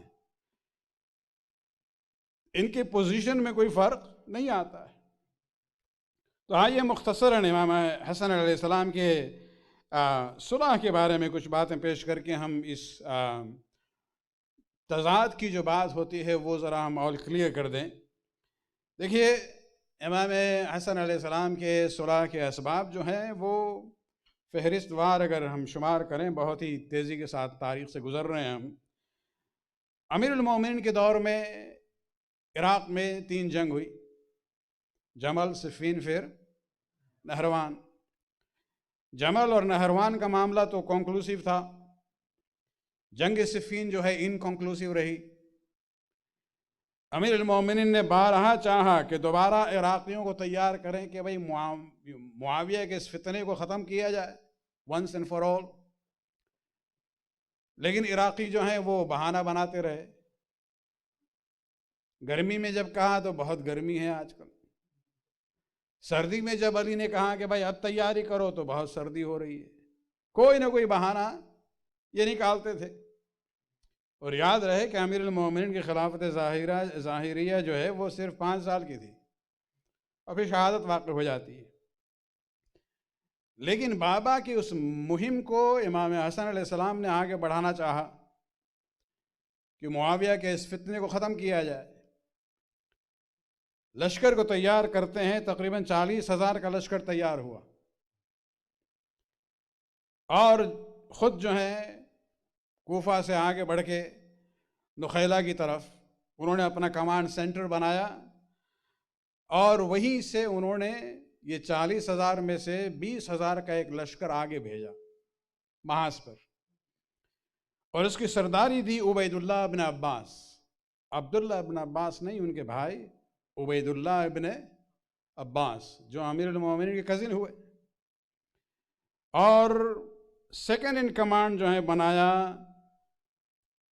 قیس بن سعد بن عبادہ کو۔ لیکن ہوا کیا، یہ لوگ محاذ پہ گئے، دوسری طرف جو ہے شام کا لشکر تھا۔ معاویہ بہرحال بہت ہی شاطر دماغ کا سیاستداں تھا، امام نخیلہ میں رہے، 28,000 فوج ان کے ساتھ رہی، 12,000 کا لشکر آگے گیا عبید اللہ بن عباس اور قیس کے قیادت میں۔ رات کے وقت معاویہ کے ایجنٹس جو ہیں جاسوس عبید اللہ سے ملے، 1 ملین درہم کی پیشکش کی رشوت۔ عبید اللہ ابن عباس جیسا شخص جو ہے بک گیا، اور اس کا اثر کیا ہوا؟ آپ سوچ لیں کہ اگر آپ ایک سپاہی ہیں، لشکر میں ہیں، 10 یا 12,000 کے لوگ ہیں، صبح اٹھے معلوم ہوا کہ سردار ہی نہیں ہے، نہ صرف یہ کہ چلا گیا ہے بلکہ وہ اپوزٹ کیمپ میں چلا گیا ہے۔ ایک تو یہ ہے کہ فراری ہو گیا، گاڑی اچھی سی ملی گئی، چلا گیا وہ، لیکن نہیں، وہ فراری نہیں ہوا، اس نے اپنے کیمپ ہی کو بدل دیا، لشکر کا morale بالکل ڈاؤن۔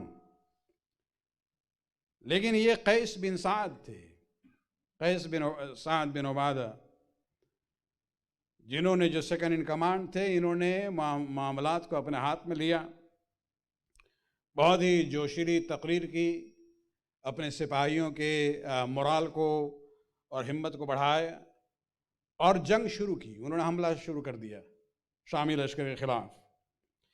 معاویہ کے جاسوسوں نے اب قیس کے لشکر میں یہ افواہ پھیلانی شروع کر دی کہ تم لوگ خواہ جنگ لڑ رہے ہو، وہاں نخیلہ میں تو امام حسن نے صلح کر لی، اور نخیلہ میں جاسوس بھیجے کہ انہوں نے افواہ یہ پھیلانا شروع کی کہ تم لوگ یہاں بیٹھے ہو، وہاں جو ہے وہاں قیس نے صلح کر لی ہے معاویہ کے ساتھ۔ یاد رہے کہ عراقی جو ہیں علی کے ساتھ بھی تھے اور حسن کے بھی ساتھ تھے، حب علی کی خاطر نہیں، یہ بغض معاویہ کے خاطر گئے تھے۔ ان حالات میں جب آپ دیکھیں گے افراتفری، بے ثباتی، ان کے عقیدے میں کوئی استحکام تھا ہی نہیں، اور لشکر جو ہے منتشر ہو گیا۔ اور عین اسی وقت معاویہ نے ایک سادے کاغذ پر دستخط کرنے کے بعد امام حسن مجتبی علیہ السلام کی خدمت میں بھیجا کہ ہم صلح کے لیے تیار ہیں، جو بھی شرائط آپ کو لکھنی ہے لکھ لیں۔ ان حالات میں امام حسن مجتبی علیہ السلام اور کیا کر سکتے تھے؟ اس لیے کہ اگر امام جو ہیں یہاں پر جو ہے بیسیکلی اس نے جو پیشکش کی ہے جس انداز سے امام نے قبول کیا، اور جو صلح کے جو کنڈیشنز تھی وہ لکھی ہیں، اس کی طرف ہم آ رہے ہیں۔ لیکن ایک سوال یہاں پہ یہ آتا ہے کہ معاویہ کو یہ انٹرسٹ کیا تھا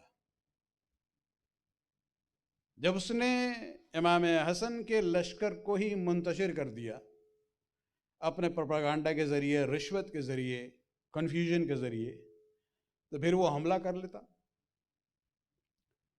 نہیں، معاویہ در حقیقت جانتا تھا کہ اگر ہم عسکری برتری کی بنیاد پر حکومت حاصل کر لیں گے تو حکومت تو مل جائے گی، لیکن ہماری حکومت کو جواز نہیں ملے گا، شرعیت نہیں ملے گی، لیجیٹیمیسی نہیں ملے گی۔ یہ ہوگا کہ ہم نے جبر کے ذریعے اپنی حکومت کو حاصل کیا ہے، جبکہ وہ جانتا ہے کہ اگر صلح کی جائے تو صلح کے ذریعے ایک لحاظ سے ہمیں جواز اور لیجیٹیمیسی ملتی ہے اپنی حکومت کے لیے۔ تو وہ اپنے مفادات کو دیکھتے ہوئے صلح کی پیشکش کرتا ہے، اور امام در حقیقت جو ہے معاویہ کے دوررس عزائم سے واقف تھے کہ یہ کیا کرنا چاہتا ہے۔ اسی لحاظ سے امام نے جو ہے شرائط لکھے ہیں، بیسیکلی 6 شرائط ہیں۔ نمبر 1، صلوات پڑھنا ایک بار اور۔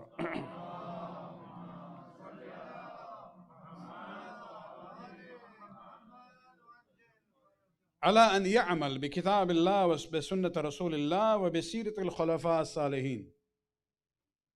اب یہاں امام نے کچھ الفاظ استعمال کیے ہیں جو ذو معنی ہو سکتے ہیں۔ زور اس بات پر ہے کہ اسے کتاب اللہ اور سنت نبوی پر عمل کرنا ہوگا۔ نمبر 2، وَأَنْ يَتْرُكَ سَبَّ امیر المؤمنین والقنوط علیہ بالصلاۃ، اور امیر المومنین پر سب و شتم کا سلسلہ جو ہے اسے ختم کرنا پڑے گا، اور قنوط میں جو برائی کرتا ہے امیر المومنین کو اسے بھی ختم کرنا پڑے گا۔ وَأَنْ لَا يَذْكُرُوا عَلِيًّا إِلَّا بِخَيْرٍ، اور علی کا ذکر سوائے خیر کے اور کچھ نہیں ہوگا۔ تیسری شرط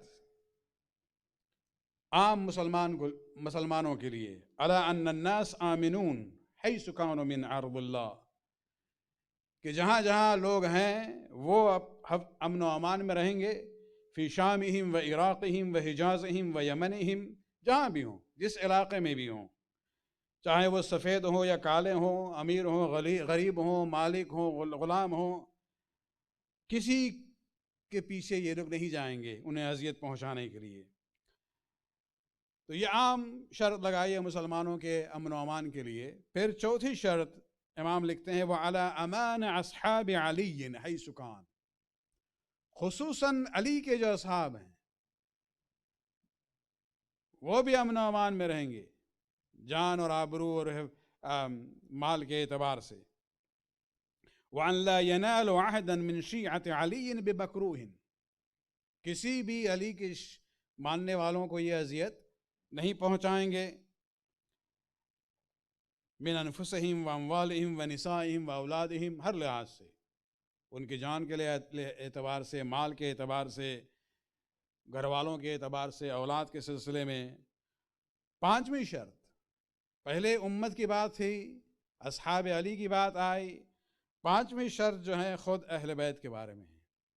الا ان لا يبغى للحسن بن علي ولا لاخيه الحسين ولا لاحد من اهل بيت رسول الله غائلة سرا ولا جهرا،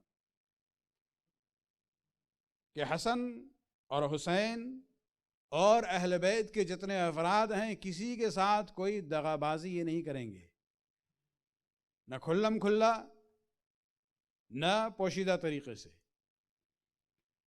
اور آخری شرط جو سب سے اہم شرط تھی، ان یکون الامر للحسن من بعدہ،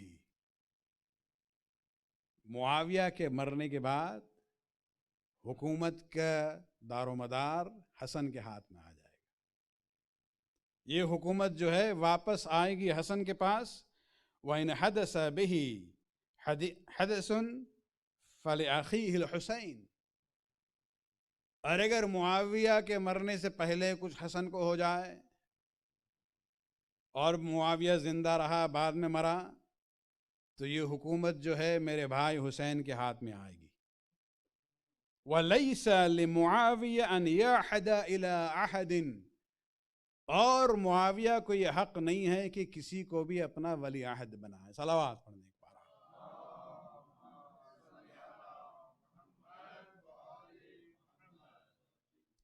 یہ آخری جو شرط تھی، یہ بیسیکلی انگریزی میں کہا جائے گا the last nail in the coffin.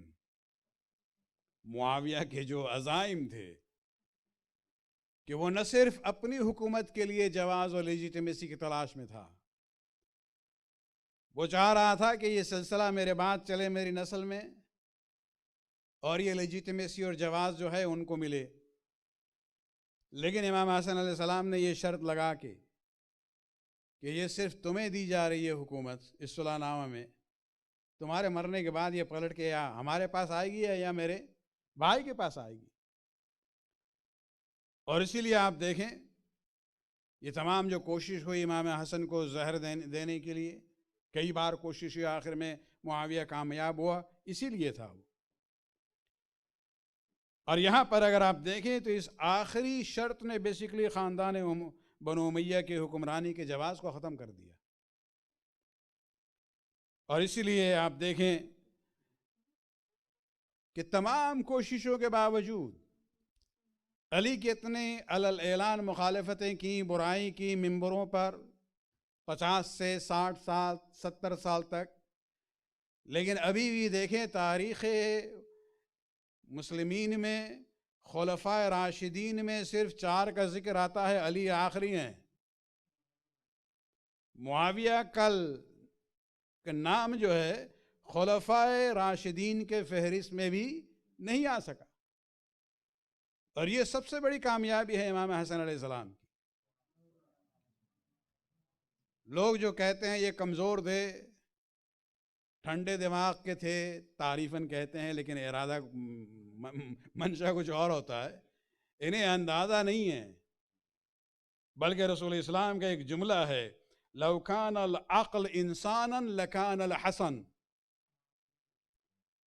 اگر یہ عقل جو ہے انسانی شکل میں ظاہر ہو جائے تو وہ حسن کی صورت میں ظاہر ہوگی. صلوات پڑھیں ایک بار.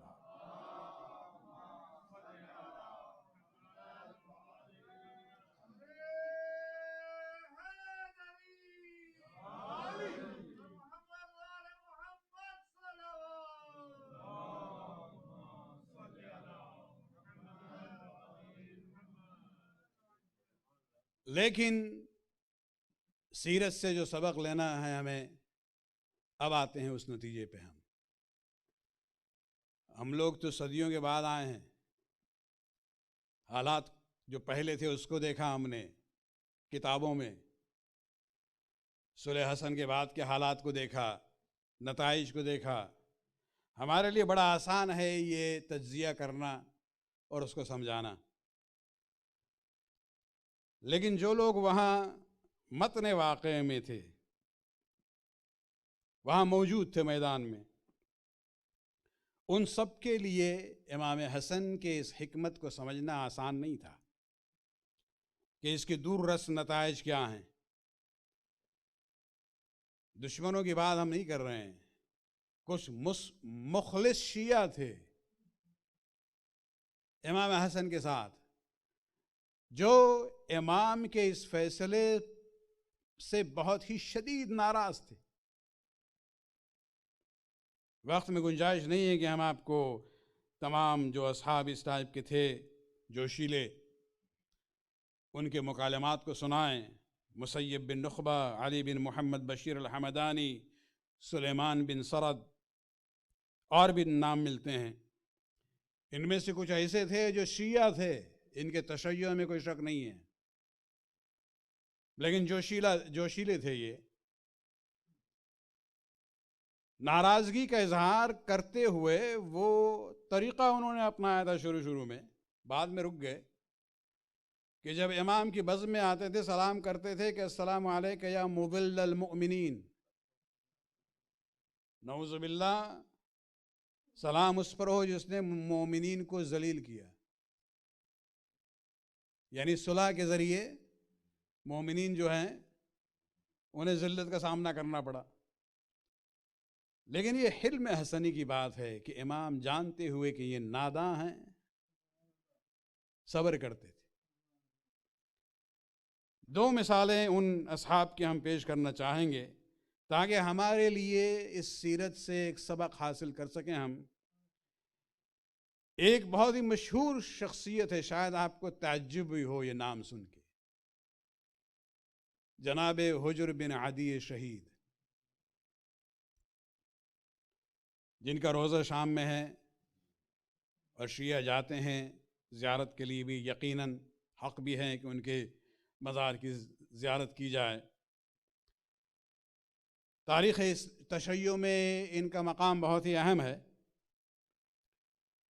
اور آخر میں یہ معاویہ کے ظلم کے شکار بنے صرف اس خاطر کہ یہ علی کے چاہنے والے تھے، اور کوفہ کے منبر میں علی کی برائی کو جمعہ کے خطبوں میں برداشت نہیں کر سکتے تھے. یہ کھڑے ہو جاتے تھے زیاد بن ابی کے خطبے پر، جہاں اس نے علی کی برائی شروع کر دی یہ کھڑے ہو جاتے تھے، احتجاج کرتے تھے یہ اور ان کے ساتھیوں کو. جب شکایت شام تک پہنچی، معاویہ نے کہا کہ ان کے لیے کوئی چارج شیٹ بناؤ فرضی، گرفتار کر کے یہاں بھیجو. واقعات تفصیلی ہیں، ہم بیان نہیں کریں گے، لیکن وہاں شام بھیجے گئے اور وہاں چوائس دیا گیا، یا علی سے برات کرو یا یہ قبر تمہارے لیے کھودی ہوئی ہے.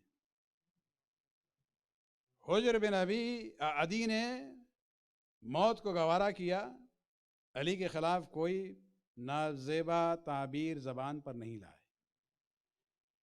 اور یقین خداوند عالم شہادت کی بنیاد پر جو بھی ہوا تھا پہلے خدا معاف کرے گا انہیں. تو ان کی عظمت اپنی جگہ پہ ہے. یہ کوئی نہیں سمجھے کہ نعوذ باللہ ہم بیٹھ کے ممبر پہ جو ہے جناب حجر بن عدی کی برائی بیان کر رہے ہیں. لیکن تاریخ ہمارے لیے قصہ گوئی نہیں ہے، تاریخ ہمارے لیے سیرت کو سمجھنے کی بات ہے، سبق حاصل کرنے کی بات ہے. حجر بن ابی کی زندگی میں وہ موڑ جو آیا ہے صلح امام حسن کے موقع پر، جہاں انہوں نے حجت خدا اور معصوم امام کے رائے سے اختلاف رائے کیا ہے اور اس کا اظہار بھی کیا ہے، اور شدت کے ساتھ اظہار کیا ہے جوش کی بنیاد پر. یہ ہمارے لیے اس مرحلے میں حجر کی زندگی کا وہ حصہ جو ہے ہمارے لیے اسوہ حسنہ اور مثال نہیں ہے. اس وقت ان سے غلطی ہوئی ہے، ان کی عقل جو ہے مغلوب ہو گئی تھی ان کے جوش سے.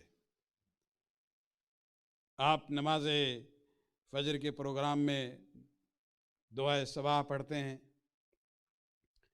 جب آپ سجدے میں جاتے ہیں وہ جملے میں وہاں ایک فقرہ ہوتا ہے کہ خداوند ہم گواہی دیتے ہیں عقلی مغلوب و ہوائی غالب، خداوند میرے عقل جو ہے مغلوب ہو گئی ہے اور میری خواہشات جو ہیں غالب ہیں. جناب حجر بن عدی جو ہیں اس وقت اسی مرحلے سے گزر رہے تھے کہ ان کے عقل پر جو ہے جوش کا غلبہ تھا، ہوش کا نہیں تھا.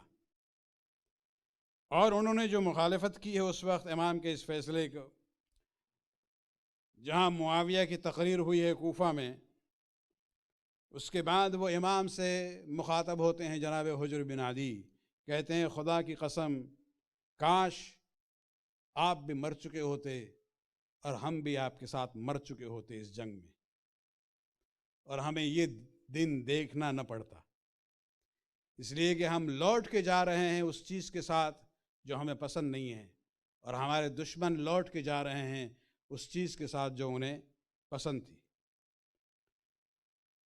امام حسن مجتبی اس وقت خاموش رہے، لیکن اذیت ہوئی تھی. بہت بزرگ عالم سید مرتضیٰ، سید رضی کے بھائی صاحب نہج البلاغہ جو ہیں، ان کے بھائی سید مرتضیٰ اپنی کتاب میں لکھتے ہیں فاشتد علی الحسن کلام حجر. حجر بن عدی کا کلام جو ہے امام کے لیے بہت ہی سخت گزار تھا. بعد میں امام جب حجر سے ملے ہیں، کیونکہ جانتے تھے کہ اس نے دشمنی کی بنیاد پہ ہی نہیں کہا ہے، بیٹھ کے سمجھایا انی قد سمعت کلامک فی مجلس معاویہ، کہ اے حجر ہم نے تمہارے کلام کو سنا جو معاویہ کے اس پریزنس میں تم نے کہا تھا. وَلَيْسَ كُلَّ إِنسَانٍ يُحِبُّ مَا تُحِبُّ، لیکن تمہیں جاننا چاہیے کہ ہمارے ساتھ جو ہمارے شیعہ ہیں ان میں ہر شخص وہ نہیں چاہتا ہے جو تو چاہ رہا تھا. وَلَا رَأْيُكَ وَلَا رَأْيُهُ كَرَّأْيَكَ، اور سب کی رائے تمہارے رائے سے متفق نہیں ہے. اور جہاں تک ہم نے کیا کیا ہے انما فعلت ما فعلت ابقاء علیکم، ہم نے جو بھی کیا ہے تمہاری بقا کے لیے کیا ہے، قوم کی بقا کے لیے کیا ہے، ورنہ کوئی شیعہ زندہ نہ رہتا. تو امام نے جناب حجر بن عدی کو سمجھایا. ایک اور مثال ہم آپ کو دینا چاہیں گے، صلوات پڑھنا ایک بار.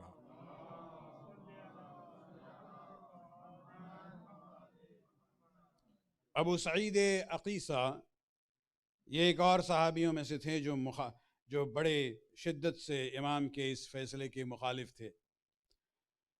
اور امام جب ملے ہیں ان کے ساتھ تو کچھ سوالات شروع کرتے ہیں. یا ابا سعید الست حجت اللہ علی خلقہ، کیا ہم حجت خدا نہیں ہیں لوگوں پر؟ و اماما علیہم بعد ابی، اور میرے بابا کے بعد کیا ہم لوگوں پر امام نہیں ہیں؟ ابو سعید نے کہا یقیناً آپ امام ہیں. پھر امام حسن مجتبی کہتے ہیں الست الذی قال رسول اللہ صلی اللہ علیہ وآلہ وسلم لی ولی، صلوات پڑھنے کے بعد.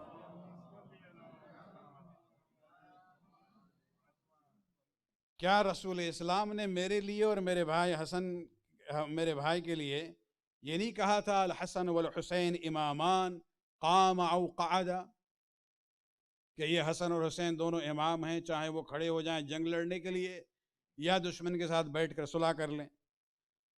تو وہ کہتا ہے یقیناً یہ بات صحیح ہے. فَأَنَا إِذًا إِمَامٌ لَوْ قُمْتُ وَأَنَا إِمَامٌ إِذْ قَعَدْتُ، تو تم سمجھ لو کہ ہم امام ہیں چاہے ہم کھڑے ہو کے جنگ کریں، اور ہم امام ہیں جب ہم بیٹھ کے دشمن کے ساتھ صلح کرتے ہیں. اے ابو سعید علت مصالحتی لمعاویہ علت مصالحت رسول اللہ لبنی ضمرہ وبنی اشرہ ولأحکم اہل مکہ حین انصرف من الحدیبیہ، میں نے جو صلح کی ہے معاویہ کے ساتھ اس کی وجہ بھی وہی وجہ ہے جو رسول نے مشرکین کے ساتھ صلح کی تھی حدیبیہ میں. فرق کیا ہے؟ اولئک کفار بالتنزیل، رسول اللہ نے مشرکین کے ساتھ صلح کی تھی جبکہ وہ تنزیل قرآن کے منکر تھے، قرآن کو وحی الہی نہیں مانتے تھے۔ ومعاویہ واصحابہ کفار بالتنزیل، یہ نزول قرآن کے منکر نہیں ہیں لیکن تعویل اور تفسیر قرآن کے منکر ہیں، کہ جہاں جہاں قرآن نے اہل بیت کی بات کی ہے اس سے انکار کرتے ہیں۔ تو رسول نے صلح کی اصحاب ان سے جو کفار بالتنزیل تھے، اور ہم نے صلح کی ہے ان لوگوں کے ساتھ جو کفار بالتعویل تھے۔ اور اس کے بعد ایک جملہ فرماتے ہیں، اذا كنت اماما من قبل الله لم يجب ان يصفح الرأي فيما اتيته من مهادنة او محاربة۔ جب ہم اللہ کی طرف سے مقرر کردہ امام ہیں تو کسی کو بھی حق نہیں پہنچتا ہے کہ میری رائے کی پر تنقید کرے، چاہے ہم دشمن کے ساتھ صلح کریں یا دشمن کے خلاف جنگ لڑیں۔ پھر فرماتے ہیں، یہ عربی تعبیر کو چھوڑیں، وقت میں گنجائش نہیں ہے، پھر فرماتے ہیں میں نے جو کچھ کیا ہے تمہیں اس کی حکمت کا علم نہیں ہے، یہ بعین ہی اسی طرح سے ہے کہ جب خضر نے 3 کام کیے تھے موسیٰ کے سامنے اور موسیٰ جو ہے ناراض ہو گئے، اعتراض کر بیٹھے، بعد میں جب خضر نے سمجھایا تو موسیٰ قائل ہو گئے، ہم خضر ہیں اور تم موسیٰ ہو۔ تمہیں اندازہ نہیں ہے کہ لولا ما اتیت لما ترک من شیعتنا الى وجه الارض احد الا قتل۔ تمہیں اندازہ نہیں ہے کہ ہم نے اگر یہ صلح نہ کی ہوتی تو زمین پر کوئی شیعہ باقی نہ رہتا مگر یہ کہ اسے قتل کر دیا جائے۔ صلوات پڑھنے پر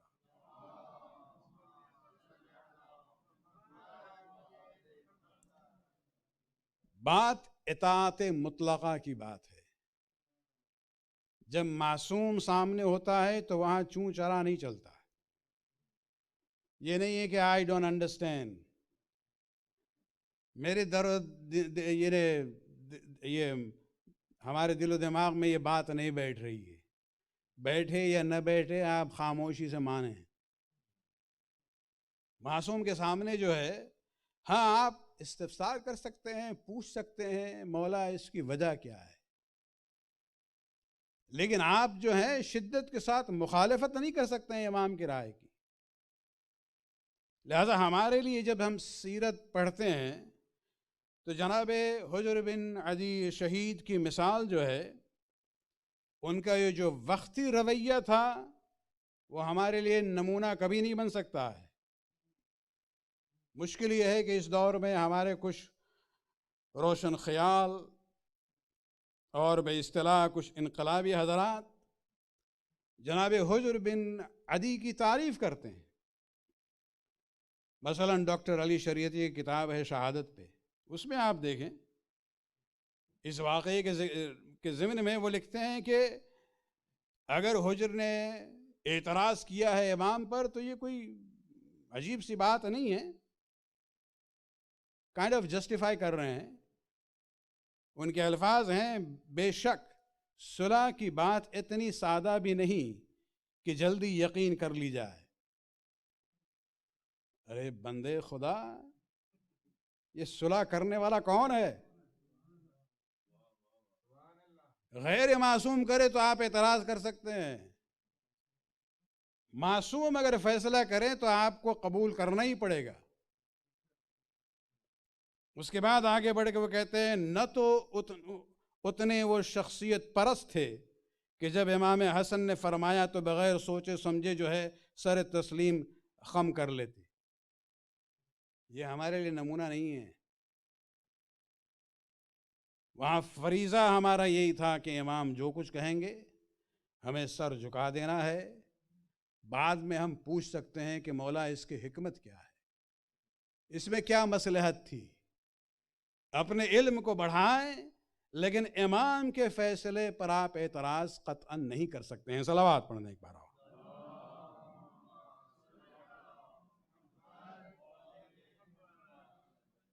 بس ایک آخری پوائنٹ پر آتے ہیں، پھر ہم مصائب کی طرف آئیں گے۔ اگر امام حسن علیہ السلام نے جنگ کی ہوتی، اور ہم نے بہت ہی مختصراً جو صورتحال تھی وہ آپ کے سامنے پیش کر دیا ہے، جنگ اگر کرتے تو دو ہی ممکنہ نتیجہ تھے، یا تو وہ مارے جاتے، شہید ہو جاتے، تو ہوتا کیا؟ تمام مورخین وہ معاویہ کو بری کر دیتے کہ بھئی معاویہ تو عسکری برتری کے باوجود بھی صلح کے لیے تیار تھا، یہ تو ان لوگوں نے صلح نہیں کی تو پھر یہ ہونا ہی تھا۔ یا اگر قتل نہیں ہوتے،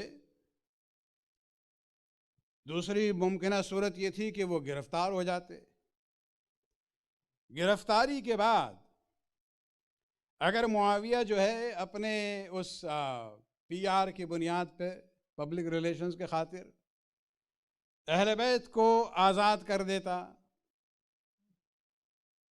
تو وہ جو برتری بنی ہاشم اور بنو امیہ کے درمیان تھی وہ ختم ہو جاتی۔ رسول اسلام نے فتح مکہ میں مشرکین کے جو بزرگ تھے ان سے بھی کہا تھا کہ ٹیکنیکل اور قانونی اور شرعی حیثیت سے ہم تم سب کو اپنا غلام بنا سکتے ہیں، لیکن جاؤ اذهبوا انتم الطلقاء، تم میرے غلام بن سکتے ہو، ذاتی غلام، سرکاری نہیں، لیکن ہم جو ہے رحمت للعالمین کے مظہر ہیں، ہم تمہیں آزاد کرتے ہیں، جاؤ انتم الطلقاء، تم آزاد کردہ غلام ہو۔ یہ جو برتری بنی ہاشم کو حاصل تھی وہ ختم ہو جاتی۔ یہ کہتے آپ کے نانا نے وہاں کہا تھا، آج ہم کہتے ہیں چلو آپ آزاد ہیں۔ نہ صرف یہ، اگر یہ بات ہوتی تو زینب بھی وہ جملہ ادا نہ کر سکتی اپنے خطبے میں جو یزید سے کہا تھا، یبن الطلقاء، اے آزاد کردہ غلام کی اولاد۔ تو شہادت میں بھی وہ بری ہو جاتا، اسیری کے بعد اگر آزاد کر دیتا ہے تو ان کی برتری ہو جاتی ہے۔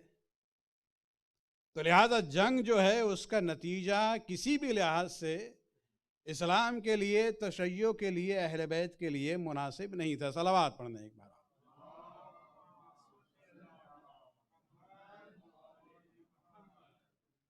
ہمارے لیے اگر مثال ہیں تو حسین ابن علی ہیں۔ رسول اسلام نے دونوں کو کہا ہے امامان، لیکن اس صلح حسن میں آپ کو کہیں نہیں ملے گا۔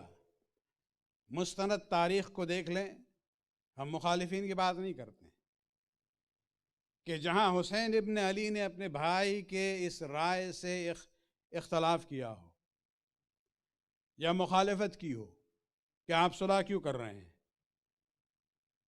آخر میں رسول اسلام نے خود ہی کہا تھا نا، امامان قام او قعد۔ بلکہ پانچویں امام کی ایک روایت ہے جس میں فرماتے ہیں امام محمد باقر علیہ السلام،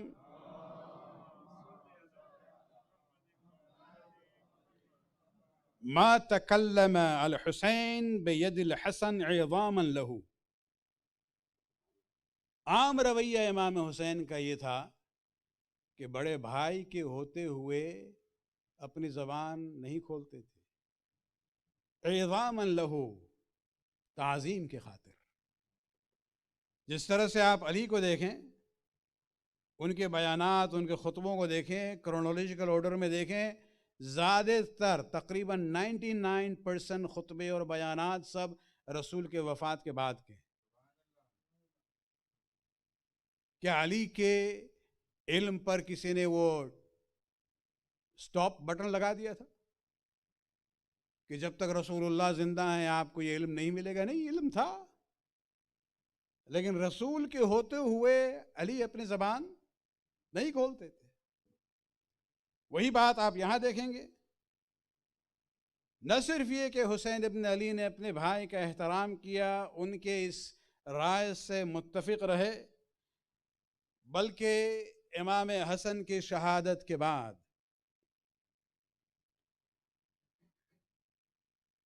کوفے والوں نے خط لکھا ہے امام حسین کو، اور یاد رہے کہ امام حسن کی شہادت کے بعد یہاں تک کہ معاویہ کے مرنے کی جو بات ہوتی ہے یہ 10 سال کا فاصلہ ہے۔ وہی حسین جو یزید کے خلاف قیام کرتے ہیں، 10 سال تک معاویہ کی حکومت میں امام تھے۔ امام حسن کے بعد لوگ حضرات جو ہیں وہ تاریخ کو نہیں دیکھتے ہیں۔ امام حسن کی شہادت کے بعد حسین ابن علی کے امامت کا دور شروع ہوا، اور معاویہ جو ہے اس وقت 10 سال اور زندہ رہا ہے۔ کوفے والوں نے خط بھی لکھے ہیں کہ بھئی اب آپ کے بھائی تو نہیں ہیں، آپ قیام کریں۔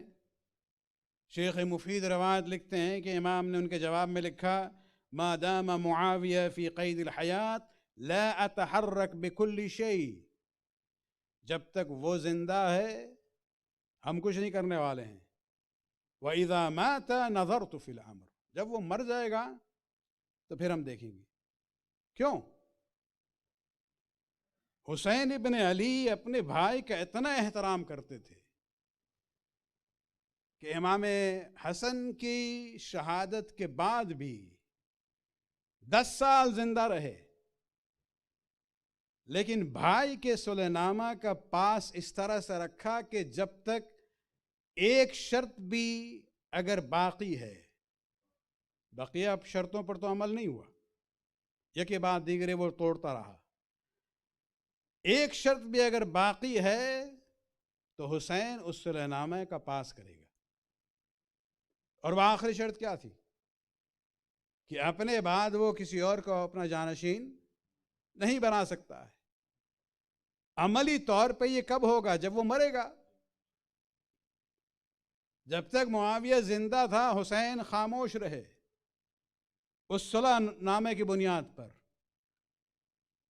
جب معاویہ مرا ہے اور اس کی وصیت کے مطابق یزید کو جانشین بنایا گیا، آخری صلح حسن کی شرط بھی پامال ہو جاتی۔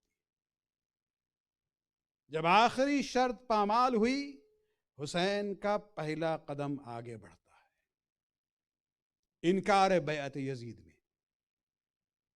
یعنی آپ مجھے کہنے کی اجازت دیں کہ حسین ابن علی کے اس قیام کی بنیاد در حقیقت صلح امام حسن ہے۔ یہ دونوں ایک دوسرے کے متضاد شخصیتیں نہیں تھیں، یہ حالات کو دیکھ رہے تھے، حالات کے لحاظ سے آگے بڑھتے تھے۔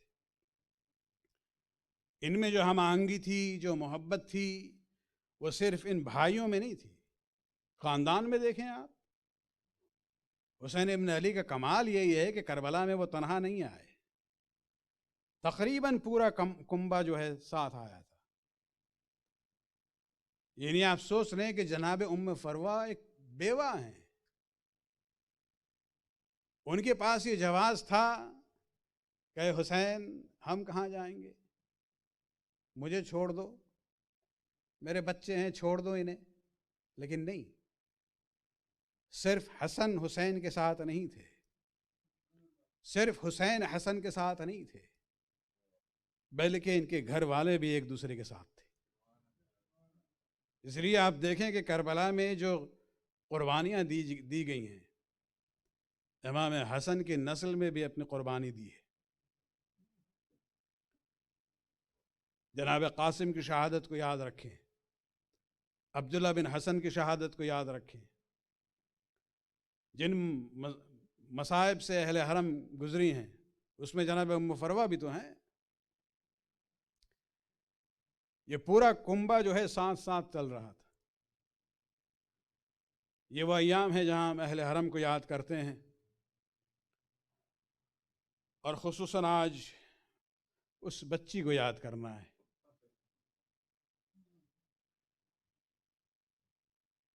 جب تک وہ اپنے بابا کے سینے پہ نہیں سوتی تھی اسے نیند نہیں آتی تھی۔ یہ 4 سال کی بچی ہے،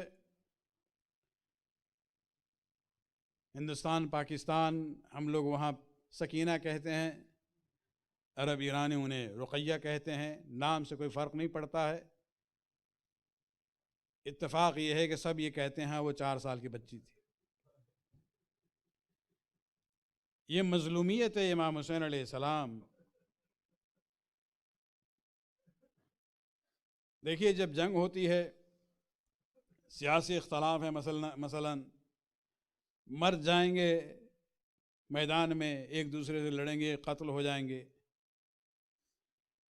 لیکن اگر کربلا میں آپ کو سند ڈھونڈنی ہو امام حسین علیہ السلام کی معصومیت کی، تو 2 نام نظر آتے ہیں سامنے.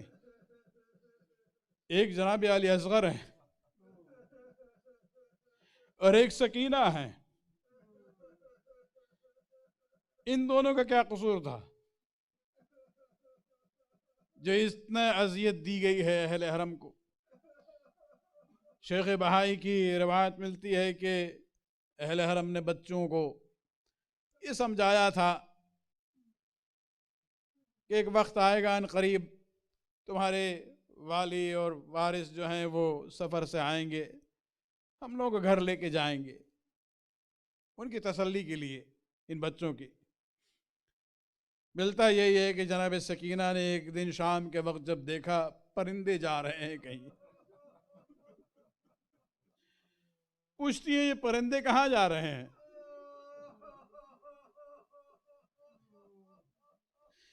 اس بچی کو یہ کہا گیا کہ یہ اپنے گھر جاتے ہیں، شام کا وقت ہو چکا ہے. اس بچی نے یہ کہا کہ آخر ہم کب گھر جائیں گے؟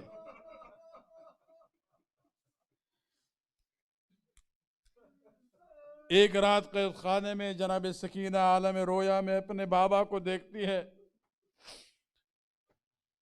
بظاہر حسین آواز دے رہے تھے یا بنیہ الیہ الیہ، بیٹی میرے پاس چلی آؤ.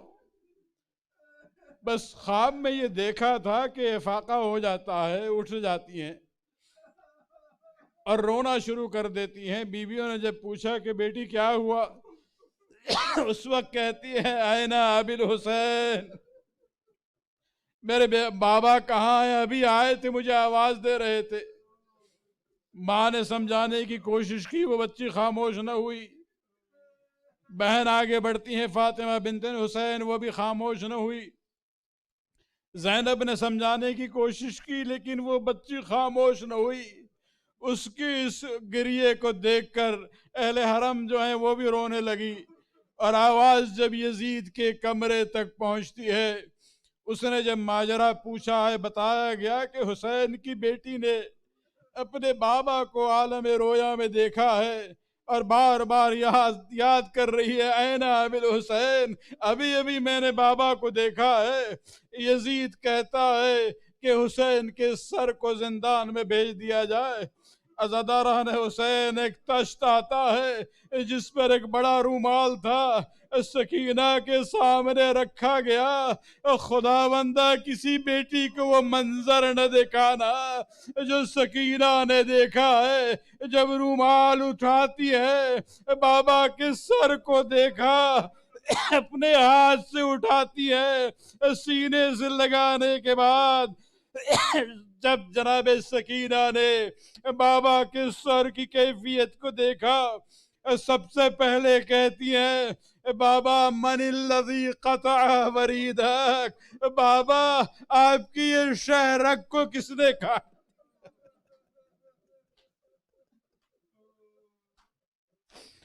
پھر نظر جاتی ہے امام حسین علیہ السلام کے محاسن کی طرف. اس وقت جملہ کہتی ہے یا ابتا من الذی خضبک بدماک، بابا آپ کے محاسن کو کس نے خون سے خضاب کر دیا ہے؟ اور اس کے بعد ایک جملہ فرماتی ہیں، کہتی ہیں بابا اس یتیمہ کے جوان ہونے تک اس کے سر پر شفقت کا ہاتھ کس کا رہے گا؟ اور اس کے بعد بابا کے رخسار پر رخسار رکھ دیتی ہے. سکینہ نے رونا شروع کیا. روتے روتے بیویاں بھی رو رہی تھی لیکن تھوڑی دیر کے بعد آواز جب بند ہوئی، اس جناب زینب آگے بڑھتی ہے، بچی کو جب ہلایا اندازہ ہوا کہ سکینہ اپنے بابا سے جا کے مل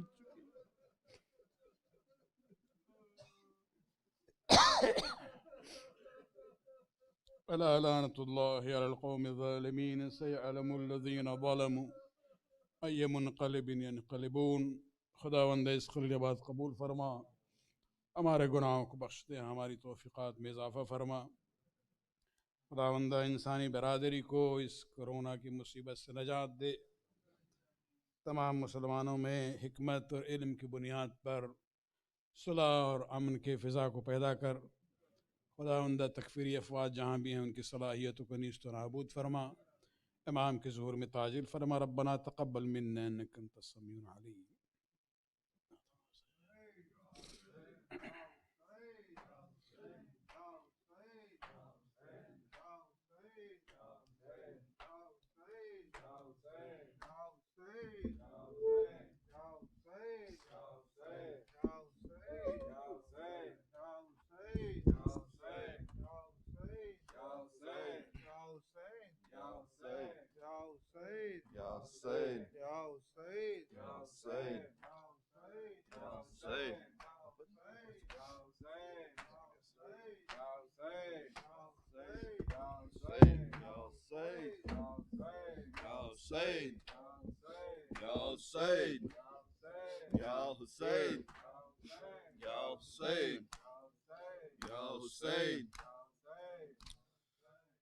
علمدار وفا بازو کٹانے والے، اے علمدار وفا بازو کٹانے والے، اے علمدار وفا بازو کٹانے والے، مٹ گئے خود تیرے پرچم کو مٹانے والے، اے علمدار وفا بازو کٹانے والے، اے علمدار وفا بازو کٹانے والے، تجھ کو دریا کی روانی کا سلام آیا ہے، تجھ کو دریا کی روانی کا سلام آیا ہے، خون پانی کے عوض اپنا بہانے والے، مٹ گئے خود تیرے پرچم کو مٹانے والے، اے علمدار وفا بازو کٹانے والے، اے علمدار وفا بازو کٹانے والے، پنجے تن اپنا کرم تجھ پہ کریں گے ہر دم، پنجے تن اپنا کرم تجھ پہ کریں گے ہر دم، پرچم حضرت عباس اٹھانے والے، مٹ گئے خود تیرے پرچم کو مٹانے والے، اے علمدار بازو کٹانے والے، اے علمدار وفا بازو کٹانے والے، کے نیزہ پہ تلاوت سے کیا ہے ثابت، کے نیزہ پہ تلاوت سے کیا ہے ثابت، کون قرآن پہ خنجر ہیں چلانے والے، مٹ گئے خود تیرے پرچم کو مٹانے والے، اے علمدار وفا بازو کٹانے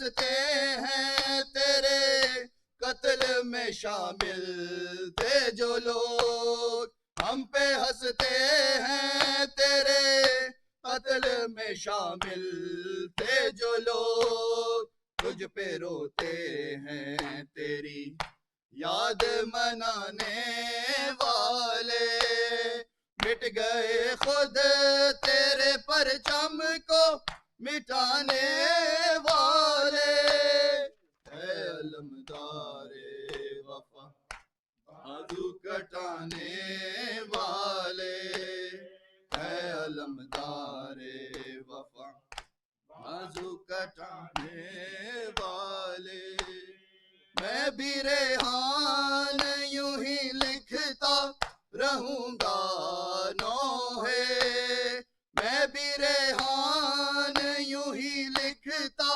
رہوں گا نوحے، جب تلک زندہ ہیں نوحوں کو سنانے والے، مٹ گئے خود تیرے پرچم کو مٹانے والے، اے علمدار وفا بازو کٹانے والے، اے علمدار وفا بازو کٹانے والے،